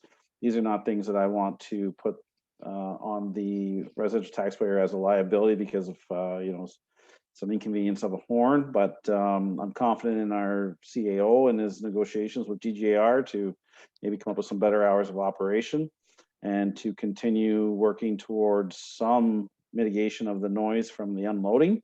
So unless a council member here has a motion, we'll just leave that as a discussion and receive it for information. But as you've heard, staff is going to be in a holding pattern on the whistle cessation until there's further direction from council. And that may come through the budget process and be some significant costs. So unless anybody else has anything further. I would like clarification from the CEO on this liability. Is it a liability on us, or is it a liability that's inferred on us? A bit beyond my expertise, but my understanding is it would be liability on the municipality because they're the ones that requested that the whistle stop. My understanding is the default position is the whistle is to go at all times, and unless there's a bylaw in place. So if we pass a bylaw, it's at the municipality's request. So if something happens as a result of the whistle not going, it's because of the request of the municipality. Okay. That's my understanding. Okay, then I'll back off on my comment and I'm convinced that there is a liability issue associated with that to the township, and I really don't want us to be liable for any accidents. Did I get a motion for that from Councillor Spoulos? What motion is that? Well, staff, just formalize that Mr. Schwendinger shouldn't be looking further into the whistle cessation. As I had stated earlier, this train issue is consuming a significant amount of his daily time. And if he has direction on whether that's an item council wants to pursue or not, that would alleviate some of that hours dedicated to it. Okay, a motion would be on the basis of the verbal report from CAO that entering into a whistle cessation agreement will cause undue hardship in case of an accident. Can I get a seconder for that? We can even go. Councillor Goida, okay. Comments, Councillor Bailey? Yeah, I'm fine with that motion. I can understand where we're coming from now with the liability. And I know there's a lot of time and being put into it already, so I'm fine with that. Okay, so in favor? In favor, yeah. Yep, Councillor Balmer? I'm in favor of the intent. I just have concerns with the wording of the undue, why can't the undue harm, undue burden, because I would prefer that it focused on, there is, I don't know how to put this. It's often Potential considered liability? that there is, yeah, that's got, but in terms of undue burden, I don't think there's a burden that is considered for municipalities. We can't get out from that. There's deepest pocket pays. We can't declare bankruptcy. We can't do all these things. So just that because it would place additional liability on the township would be my more comfortable language around this rather than. So I don't know if I could support the current wording, but I certainly could support if it was because a whistle cessation agreement would place additional liability on the township. That would be my preferred wording. Councillor Spoulos? Yeah, I'm fine with that. Okay, Councillor Bailey, you're nodding yes, okay. Councillor Goida? Yep. And you're, yeah. Can you hear me? Yes, sorry, I Yes, interjected there. I'm My fine with apologies. that. And I think that it is actually helpful to do that because it allows staff to focus on what I believe to be the issue. The main concern is the late hours of the train and the humming from the trucks, the vacuum trucks or whatever. The way I look at it, those are the real major concerns. And I think that those need to be addressed and focused on. And maybe we come back to this whistle cessation agreement at a later date. But for right now, I think that staff need to focus on the more significant issues. Okay, Councillor Spoulos, and you're in favor then, Councillor Bailey? Yes. Oh, God, Bailey. Yes. Goida. It's a long meeting.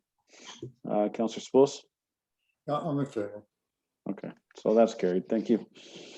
I guess next up is 10.3 Hardin. I believe is he coming in for this one, Ms. Hoyfox? No, Mr. Mayor, I believe he's signed off. Okay, I'll have you read that resolution, please. The council received correspondence item 10.3 regarding the Hardin environmental review of the 2020 coordinated monitoring report for Mill Creek Pit. I get a mover for that, please. I'll move. Councillor Balmer, seconded by Councillor Sapoulis. All right, comments, Councillor Bailey.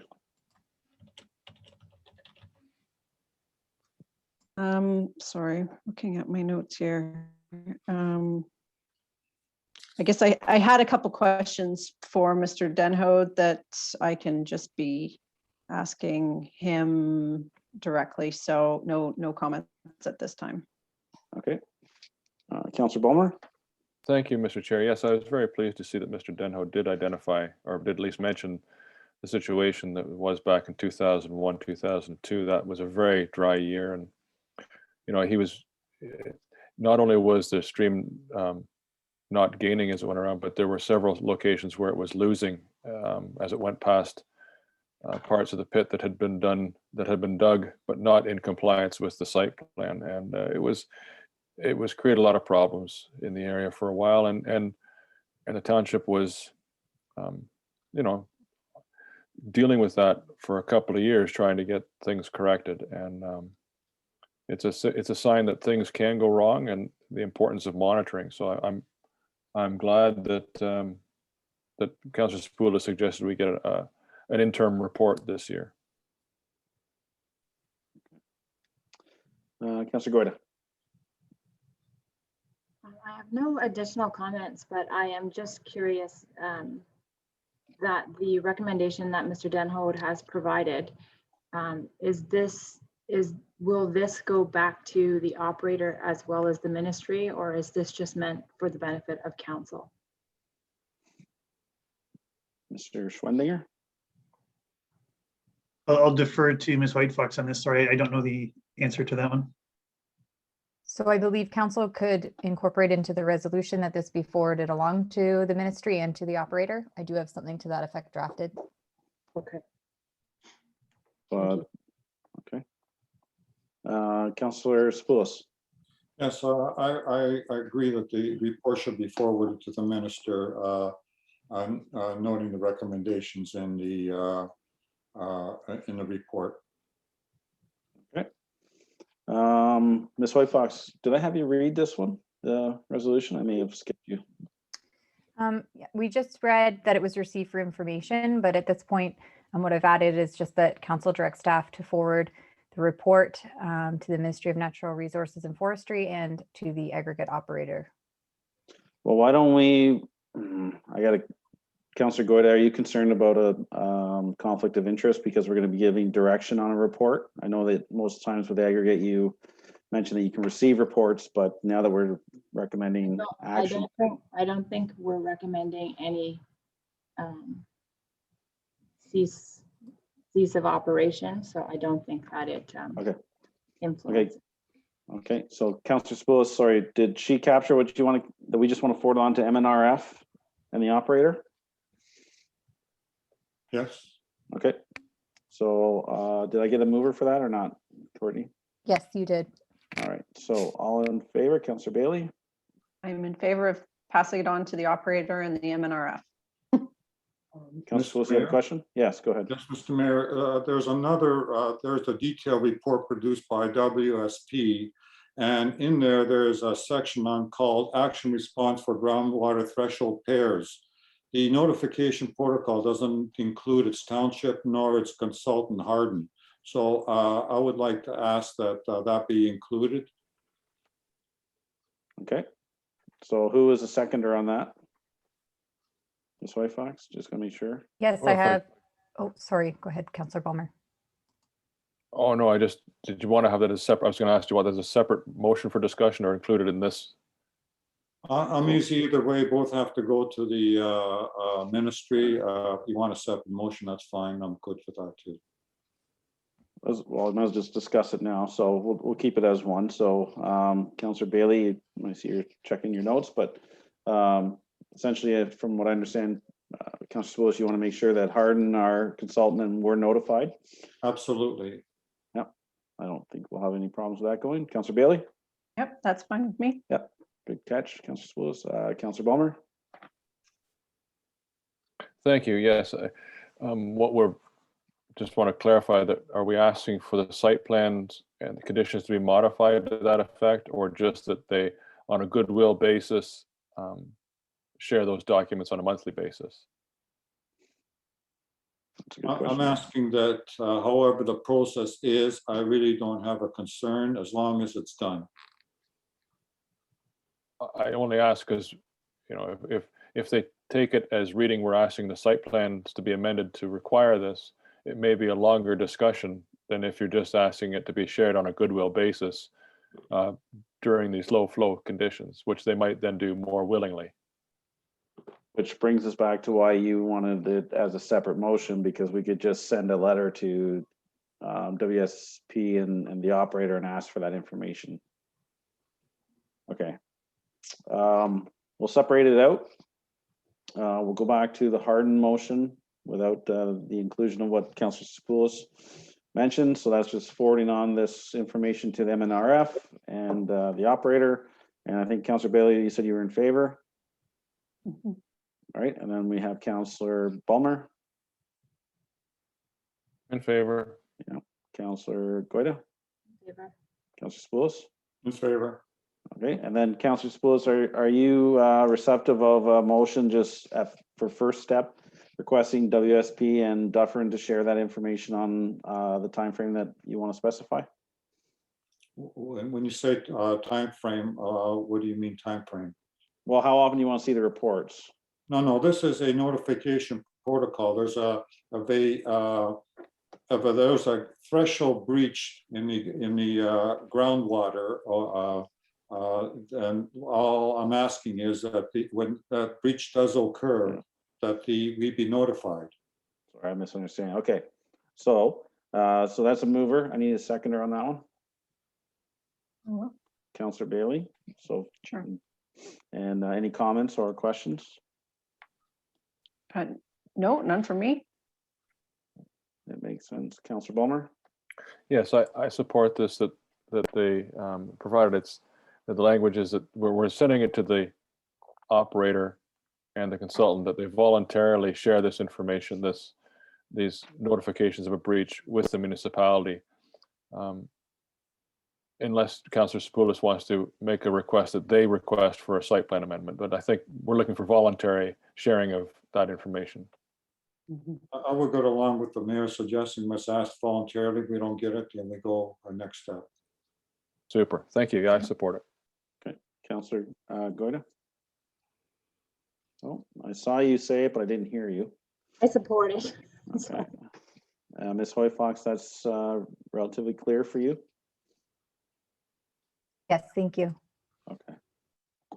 Sorry for misunderstanding that one, Councillor Spoulos at first. 10.4, the roadmap. Can I get a resolution for that, just so we can get on the table to discuss? The council received correspondence item 10.4 regarding the County of Wellington Roadmaster Action Plan update. Okay, can I get a mover for that? And seconder? So I have Councillor Spoulos and Councillor Goida. I try not to speak first on items. I try to let council other kick at the can.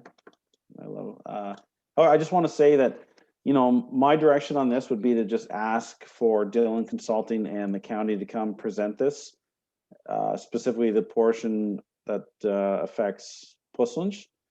When this was presented to the roads committee, it was a 2.5 hour presentation of dialogue and back and forth, but it was through the whole report because it affected the entire county. I don't think we necessarily need to go to that length, but it definitely warrants some discussion with the county and the consultant around, you know, the recommendations in there. So that's all I want to say. I mean, I don't feel we should pick this apart too much right now, but, you know, I'd just like to see us request them to come down and present it, and then we'd have an opportunity to ask our specific questions. So, Councillor Bailey. Yes, I'd be more than happy to support that. I do have I have some questions for them, so that would give good opportunity. Okay, Councillor Bulmer. Not Did you picking hear me? apart. It's a tall order, Mr. Mayor. I'll do my best. But thank you. Yes, and as council's aware, tomorrow night there is a webinar. There's one of the, I think it's a PIC or whatever they call it, virtual an opportunity to participate in this process. But I think I do want to put on the table that one of the reasons it's so important that they come down and speak to us is that they only have one option on the table for 34, which is adding more lanes. When we see, I mean, not 34, but for 46 Brock Road, when we've heard now from the ministry that the mid-block interchange is scheduled to be built very shortly along the Hanlon between 34 and Maltby Road, which is the same span that Brock Road covers. there is certainly going to be some significant changes needed to the county road network here in Puslinch, and the fact that they're not identified here is of a concern. Just the fact that several kilometers of County Road 34 will become surplus or dead-ended or downgraded isn't discussed. The fact that we're going to have that interchange, and that concession 10 might better serve as our arterial road. Concession 7, I'm sorry, next to the Hanlon, connecting to that interchange would be much better county road than Brock Road after the fact. Perhaps even making it a county road all the way down to our industrial park, connecting up, and ultimately connect up with the 401. To me, that's the ultimate definition of an arterial road, which is the primary role of county roads. So there's all sorts of things at play here. Changes in truck traffic, changes in car traffic, that I think, despite the fact that we have a 20 or 30-year-old environmental assessment that supports the widening of County Road 46, I think the new information should be taken into consideration here. I'm glad it was needed 20 years ago, but things have changed, and they're about to change a whole lot more. And I think this is an opportunity again we've had several discussions about making Aberfoyle a livable, walkable destination as opposed to a drive-through community. And this might just be part of it. And so your suggestion to have them come and talk to us and understand what's actually on the horizon here, I think is important before we build a highway next to another highway, next to another highway. So thank you very much. Councillor Goida. Thank you. I would agree for sure that we should request that they come and present at our council. I recognize that this report wasn't written with the intention to be circulated for comment at council. And I also know that there's a public information session happening tomorrow, but I don't think that's the right opportunity for members of council to be commenting. And I would hope that if they're going to come and present to council, it's not just to present, but it's also to engage in our thoughts on the whole thing. I think, as Councillor Vollmer has said, I think that there are some key pieces that are missing in their evaluation methodology.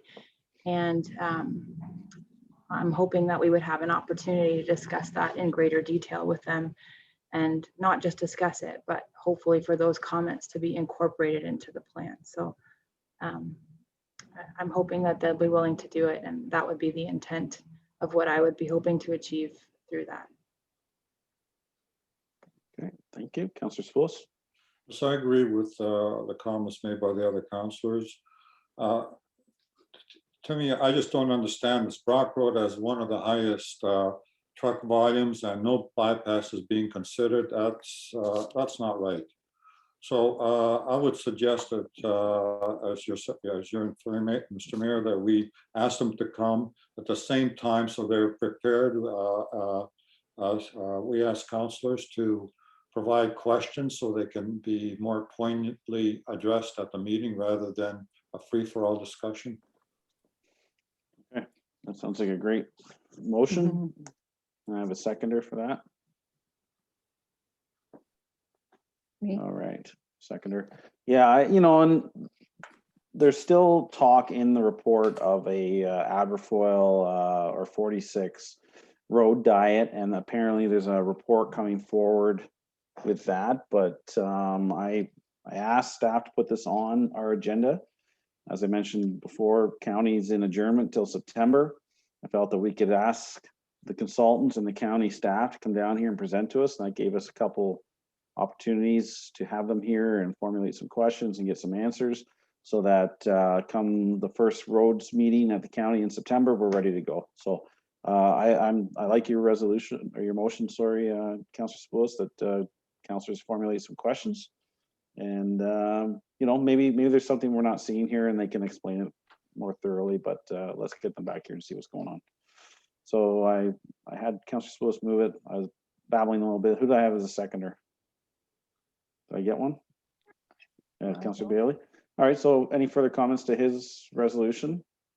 Sorry, hold on, I better pause. Ms. White Fox, I know we had you read the first resolution to receive it as information. Are you just going to amend that to add Councillor Spillis's comments? Yes, I have amended it to ask for comments to be compiled and forwarded on, and then also that we are requesting that they attend a council meeting to present. They being, we likely want Dylan and the county. Yep, I have Don Kudo and Dylan Consulting, if that's all right. That's perfect. Okay, so in favor, our final comment, Councillor Bailey. Oh, Mr. Schwendinger, I'm doing something wrong. He's got his hand up. No, just a question. When you say they submit comments, are you intending council to submit comments to the county, or to us, we compile them and forward them on? You. That's what I was thinking. I Yeah. just want to make sure. Okay. After 9 o'clock is good. Thanks. Yep. In the morning. That was, that was my clarification question. Yeah, are we sending them to Glenn? So the answer is yes. So I'm in favor of that. Councillor Bulmer. In favor. All right, Councillor Goida. In favor. Councillor Spillis. In favor. And that's carried.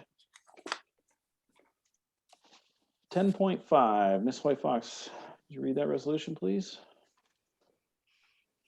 Council received correspondence item 10.5 regarding additional comments prepared by Hardin Environmental for the Aberfoyle Pit 2 2020 Annual Monitoring Report. All right, can I get a mover for that, please? I'll move. Councillor Spillis, seconded. Councillor Bulmer, I saw you come off mute.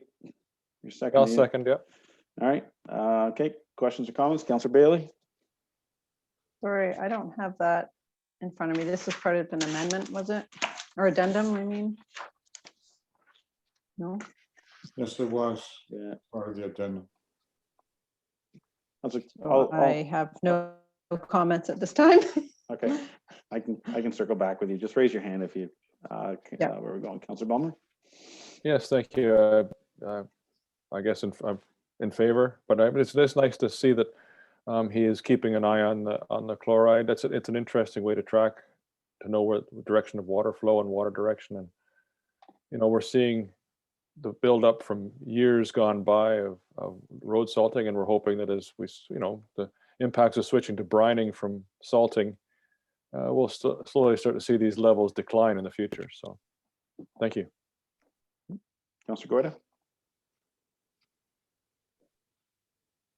Sorry, I have no additional comments. Thank you. Councillor Spillis?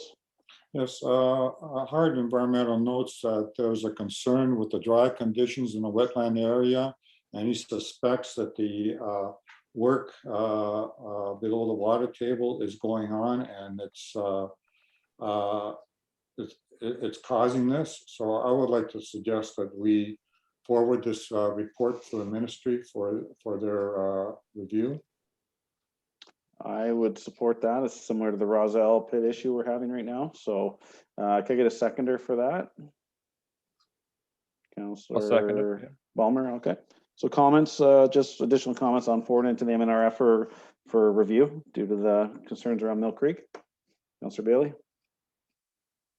No more comments, but I'll be in favor of that. Okay, Councillor Bulmer? In favor. Councillor Goida? In favor. Councillor Spillis, you're obviously in favor. Well, not, In favor. you never know. Yeah, I'm in favor. That's carried. So is that, Ms. White Fox, are you comfortable with that? Because we've received it for information, took that amendment? Yes, thank you. All right, council reports. Oh. One thing that I've missed, I don't know, might be going on 2 meetings now, is that I have a letter here from the CAMA, which is the association that our CAO belongs to. And I received a letter. It's dated April 19th, 2021. So better late than never, Mr. Schwendinger, but he's just celebrating, I think it is 15 years as a management position. So just wanted to acknowledge our CAO, and I'm pretty sure we're all understanding that he's been in the business for a long time, because he brings a wealth of knowledge to our council. I mean, we try to blindside him on absolutely every item, and he's like, well, I was in this situation you overheard. So Glenn, we really appreciate everything you bring to the table. And again, I apologize for not, recognizing you earlier, but I'm sure you're not offended by any stretch of the imagination. Hey, thank you very much. Kind words are appreciated, and it takes more to offend me than that. Don't worry about it. The other thing from me, Councillor Bulmer, and it's been discussed a little bit already, is that there is a public information meeting for the Roadmaster Action Plan for the county tomorrow. I've been circulating it on my Facebook. I sent it to Puslynch Today. I sent it to the Puslynch Pioneer, their online version. So just trying to get the word out there so people can get engaged, because it's quite important that they have the feedback. So I'll now move over to council if they have any reports. I don't believe I'm missing anything. I hope not. Any council reports? Councillor Bulmer? Thank you, Mr. Chair. As you may recall, Councillor Sapoulis moved a motion a few months back appointing me to attend the Southwestern Ontario consultation regarding the code of conduct, updates to the code of conduct. As a result of, it was due to happen on June 8th, but as a result of the situation that occurred, the tragic situation that occurred in London, just prior to that, it has been postponed to tomorrow afternoon. So I won't have anything to report back on the 1 hour consultation with all of Southwestern Ontario municipalities that will take place tomorrow afternoon. So I expect there'll be lots to report. Thank you. Thank you, Council. Thank you, Councillor Bulmer. Any other further council updates? No? Okay. Do we have a resolution, Ms. Whitefox? Yes, that council receives the mayor's and council members' updates for information. Mover, please. Not Councillor Sapoulis, anybody but Councillor Sapoulis. He moves everything. Councillor Goyda. There we go. We're getting an all-female one here. Go on. Councillor Bailey, you seconding it? Sure. There we go. All in favor. Councillor Bailey? In favor. All right. Councillor Bulmer? In favor. Councillor Goyda? Yeah. Councillor Sapoulis? In favor? And that's carried. Ms. Whitefox, bylaws. That the following bylaws be taken as read 3 times and finally passed in open council. Bylaw 2021-034, being a bylaw to amend bylaw 5005 as amended, and to repeal and replace Schedule E of bylaw 5005, being a bylaw to regulate the parking or stopping of vehicles on highways within the township of Puslynch. And bylaw 2021-035, being a bylaw to appoint Jeff Bunn as the deputy clerk for the township of Puslynch. Thank you. Can I get a mover for that, please? Councillor Sapoulis, seconded by Councillor Goyda. All in favor. Councillor Bailey? Is she frozen? There. Are you in favor, Councillor Bailey? Oh, yes, sorry. Okay. Missed you there. Councillor Bulmer? In favor. Councillor Goyda? In favor. Councillor Sapoulis? In favor? Welcome officially aboard, Mr. Bunn. All right, next one, Ms. Whitefox. Oh, no, they're Yes. both. I believe Sorry. we're going into closed Closed next, Mr. session. Mayor. Yeah, so we want to read that resolution to go into closed. Certainly. The council shall go into closed session under section 239 of the Municipal Act for the purpose of a confidential verbal report regarding personal matters about an identifiable individual, including municipal or local board employees, being bylaw enforcement matter in accordance with the Township Bylaw Complaint Policy 2021-002, section 3.14C. Can I get a mover for that, please? Thank you. And seconder, Councillor Goyda. All in favor. Councillor Bailey? In favor. Councillor Bulmer? In favor. Councillor Goyda? In favor. Councillor Sapoulis? In favor? Excellent. Have a great Alright. day, everyone. Have a great day. Take Thanks. care. Bye. Thanks, Ray. Thank you.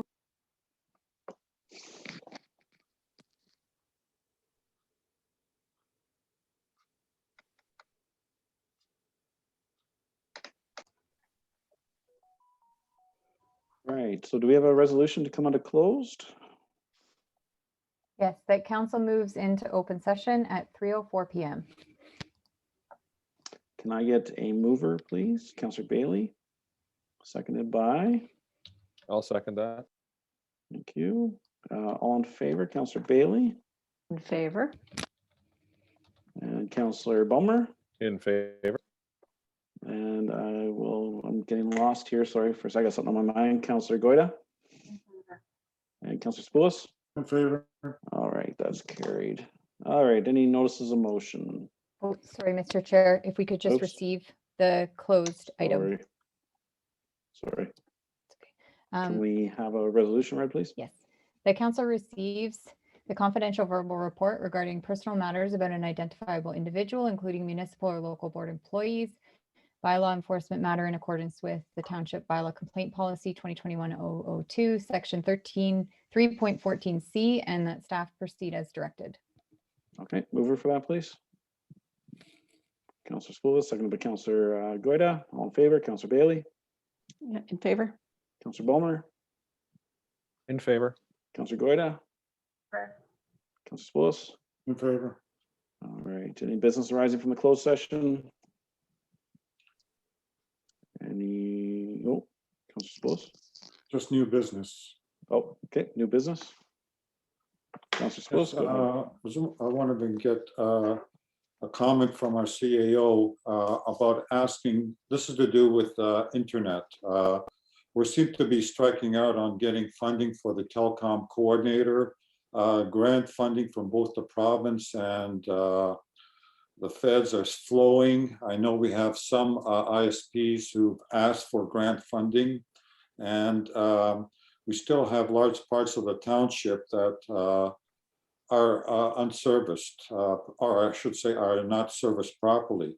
So my request is CEO, if he would consider writing asking Clear Cable, our consultant, to give us a presentation to give us an idea of what we should be doing at this time, given where we are right now. We have no grant funding. Funding is being flowed through, and we still have poor service and lack of commitment from other ISPs to provide service into the poor serviced areas. Mr. Schwindinger, do you understand what Mr. Spoulis is asking for? Yeah, I actually think that's a good idea because it's been some time since the report was completed, and when the report was prepared, we had, based on the information we received from the feds in the province, we had contemplated hearing about the funding announcements for these various ISPs by this point. So to this point, that still hasn't happened yet. So I'm wondering if it is a good idea to simply ask for an update from Clear Cable, like Councillor Spoulis mentioned.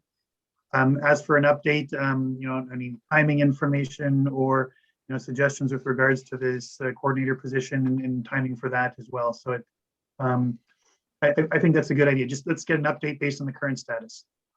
Need a resolution for that, or can you just look after it? I can just look after that. That's just asking for an update, so that's fine. Okay. Anything further from anybody? New business? All right. Announcements. We have Senior of the Year, and I'll read something here. Each year, the Township of Puslinch recognizes and celebrates a senior resident of the township that has made an outstanding contribution to our community. And it's not you today, John. Just being joking. Okay. It is my honor and privilege on behalf of all members of council to award Barbara Balmer with the 2021 Township of Puslinch Senior of the Year Award.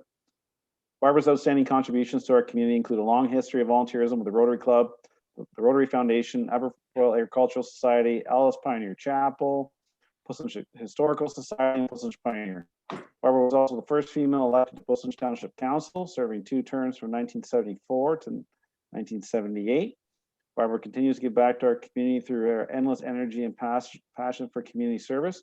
Please join me in congratulating Barbara Balmer, 2021 Senior of the Year, for her outstanding contribution to the Township of Puslinch and years to come. Well, thank you, Councillor. And as council is aware, maybe the public is not aware, Councillor Balmer's mother was integral on developing some of the regulations around the aggregate industry back in, Councillor Balmer, you can correct me you had the book at the one delegation in the 70s, maybe, and she's listed inside the book. So quite an accomplishment throughout her life on multiple fronts. So thank you so much. Did you want to say anything, Councillor Bulmer, in lack of your mom being here? Oh, thank you. Yeah, thank you for mentioning. She's very proud of that. I remember that the time she went and bought us children a copy of that book at the provincial bookstore, where the report that she was part of preparing in terms of laying the groundwork for the first Aggregate Resources Act. She was appointed by local council here to go and work on that committee at the provincial level. So she's quite proud of it and wanted each of her children to have a copy.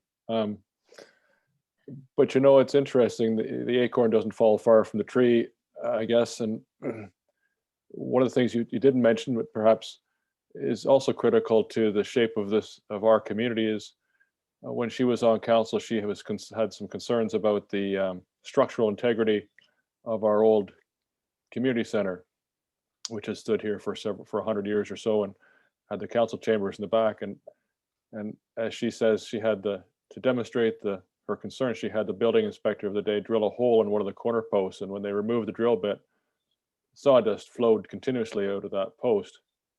And that was that action which led to the community center we now have today.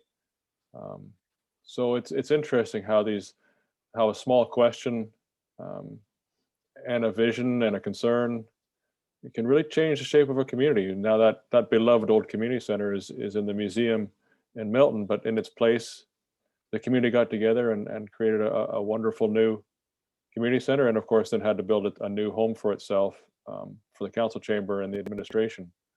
So yeah, it's amazing how much can happen as the result of being on council for 2 short terms, back then 2 terms. So I have been in her shadow for years and remain there. So you know, I'm sure she'll be honored with the award, although we may need to scratch out the name senior and put something more acceptable to her in there. But yes, thank you very much for council's support and endorsement of my mother's contribution to this community. Thank you. Excellent. Okay, anything further from council before I move on? All right, confirmatory bylaw, Ms. White Fox. Following bylaw be taken as read 3 times and finally passed in open council. Bylaw 2021-036 being a bylaw to confirm the proceedings to council for the corporation of the Township of Puslinch at its meeting held on the 16th day of June 2021. Are you the mover for that, please? Councillor Spillis, seconded by Councillor Goyda. All in favor? Councillor Bailey, Yeah, in favor. Councillor Bulmer, In favor. Councillor Goyda, Favor. Councillor Spillis. In favor. All right, and adjournment, please. That council hereby adjourns at 3:12 p.m. Mover, please. Councillor Goyda, Councillor Bailey, first, second, all in favor. Councillor Bailey, In favor. Councillor Bulmer, In favor. Councillor Goyda, Favor. Councillor Spillis, In favor. and we are adjourned. Thank you, everyone. Thanks, everyone. Have a great day.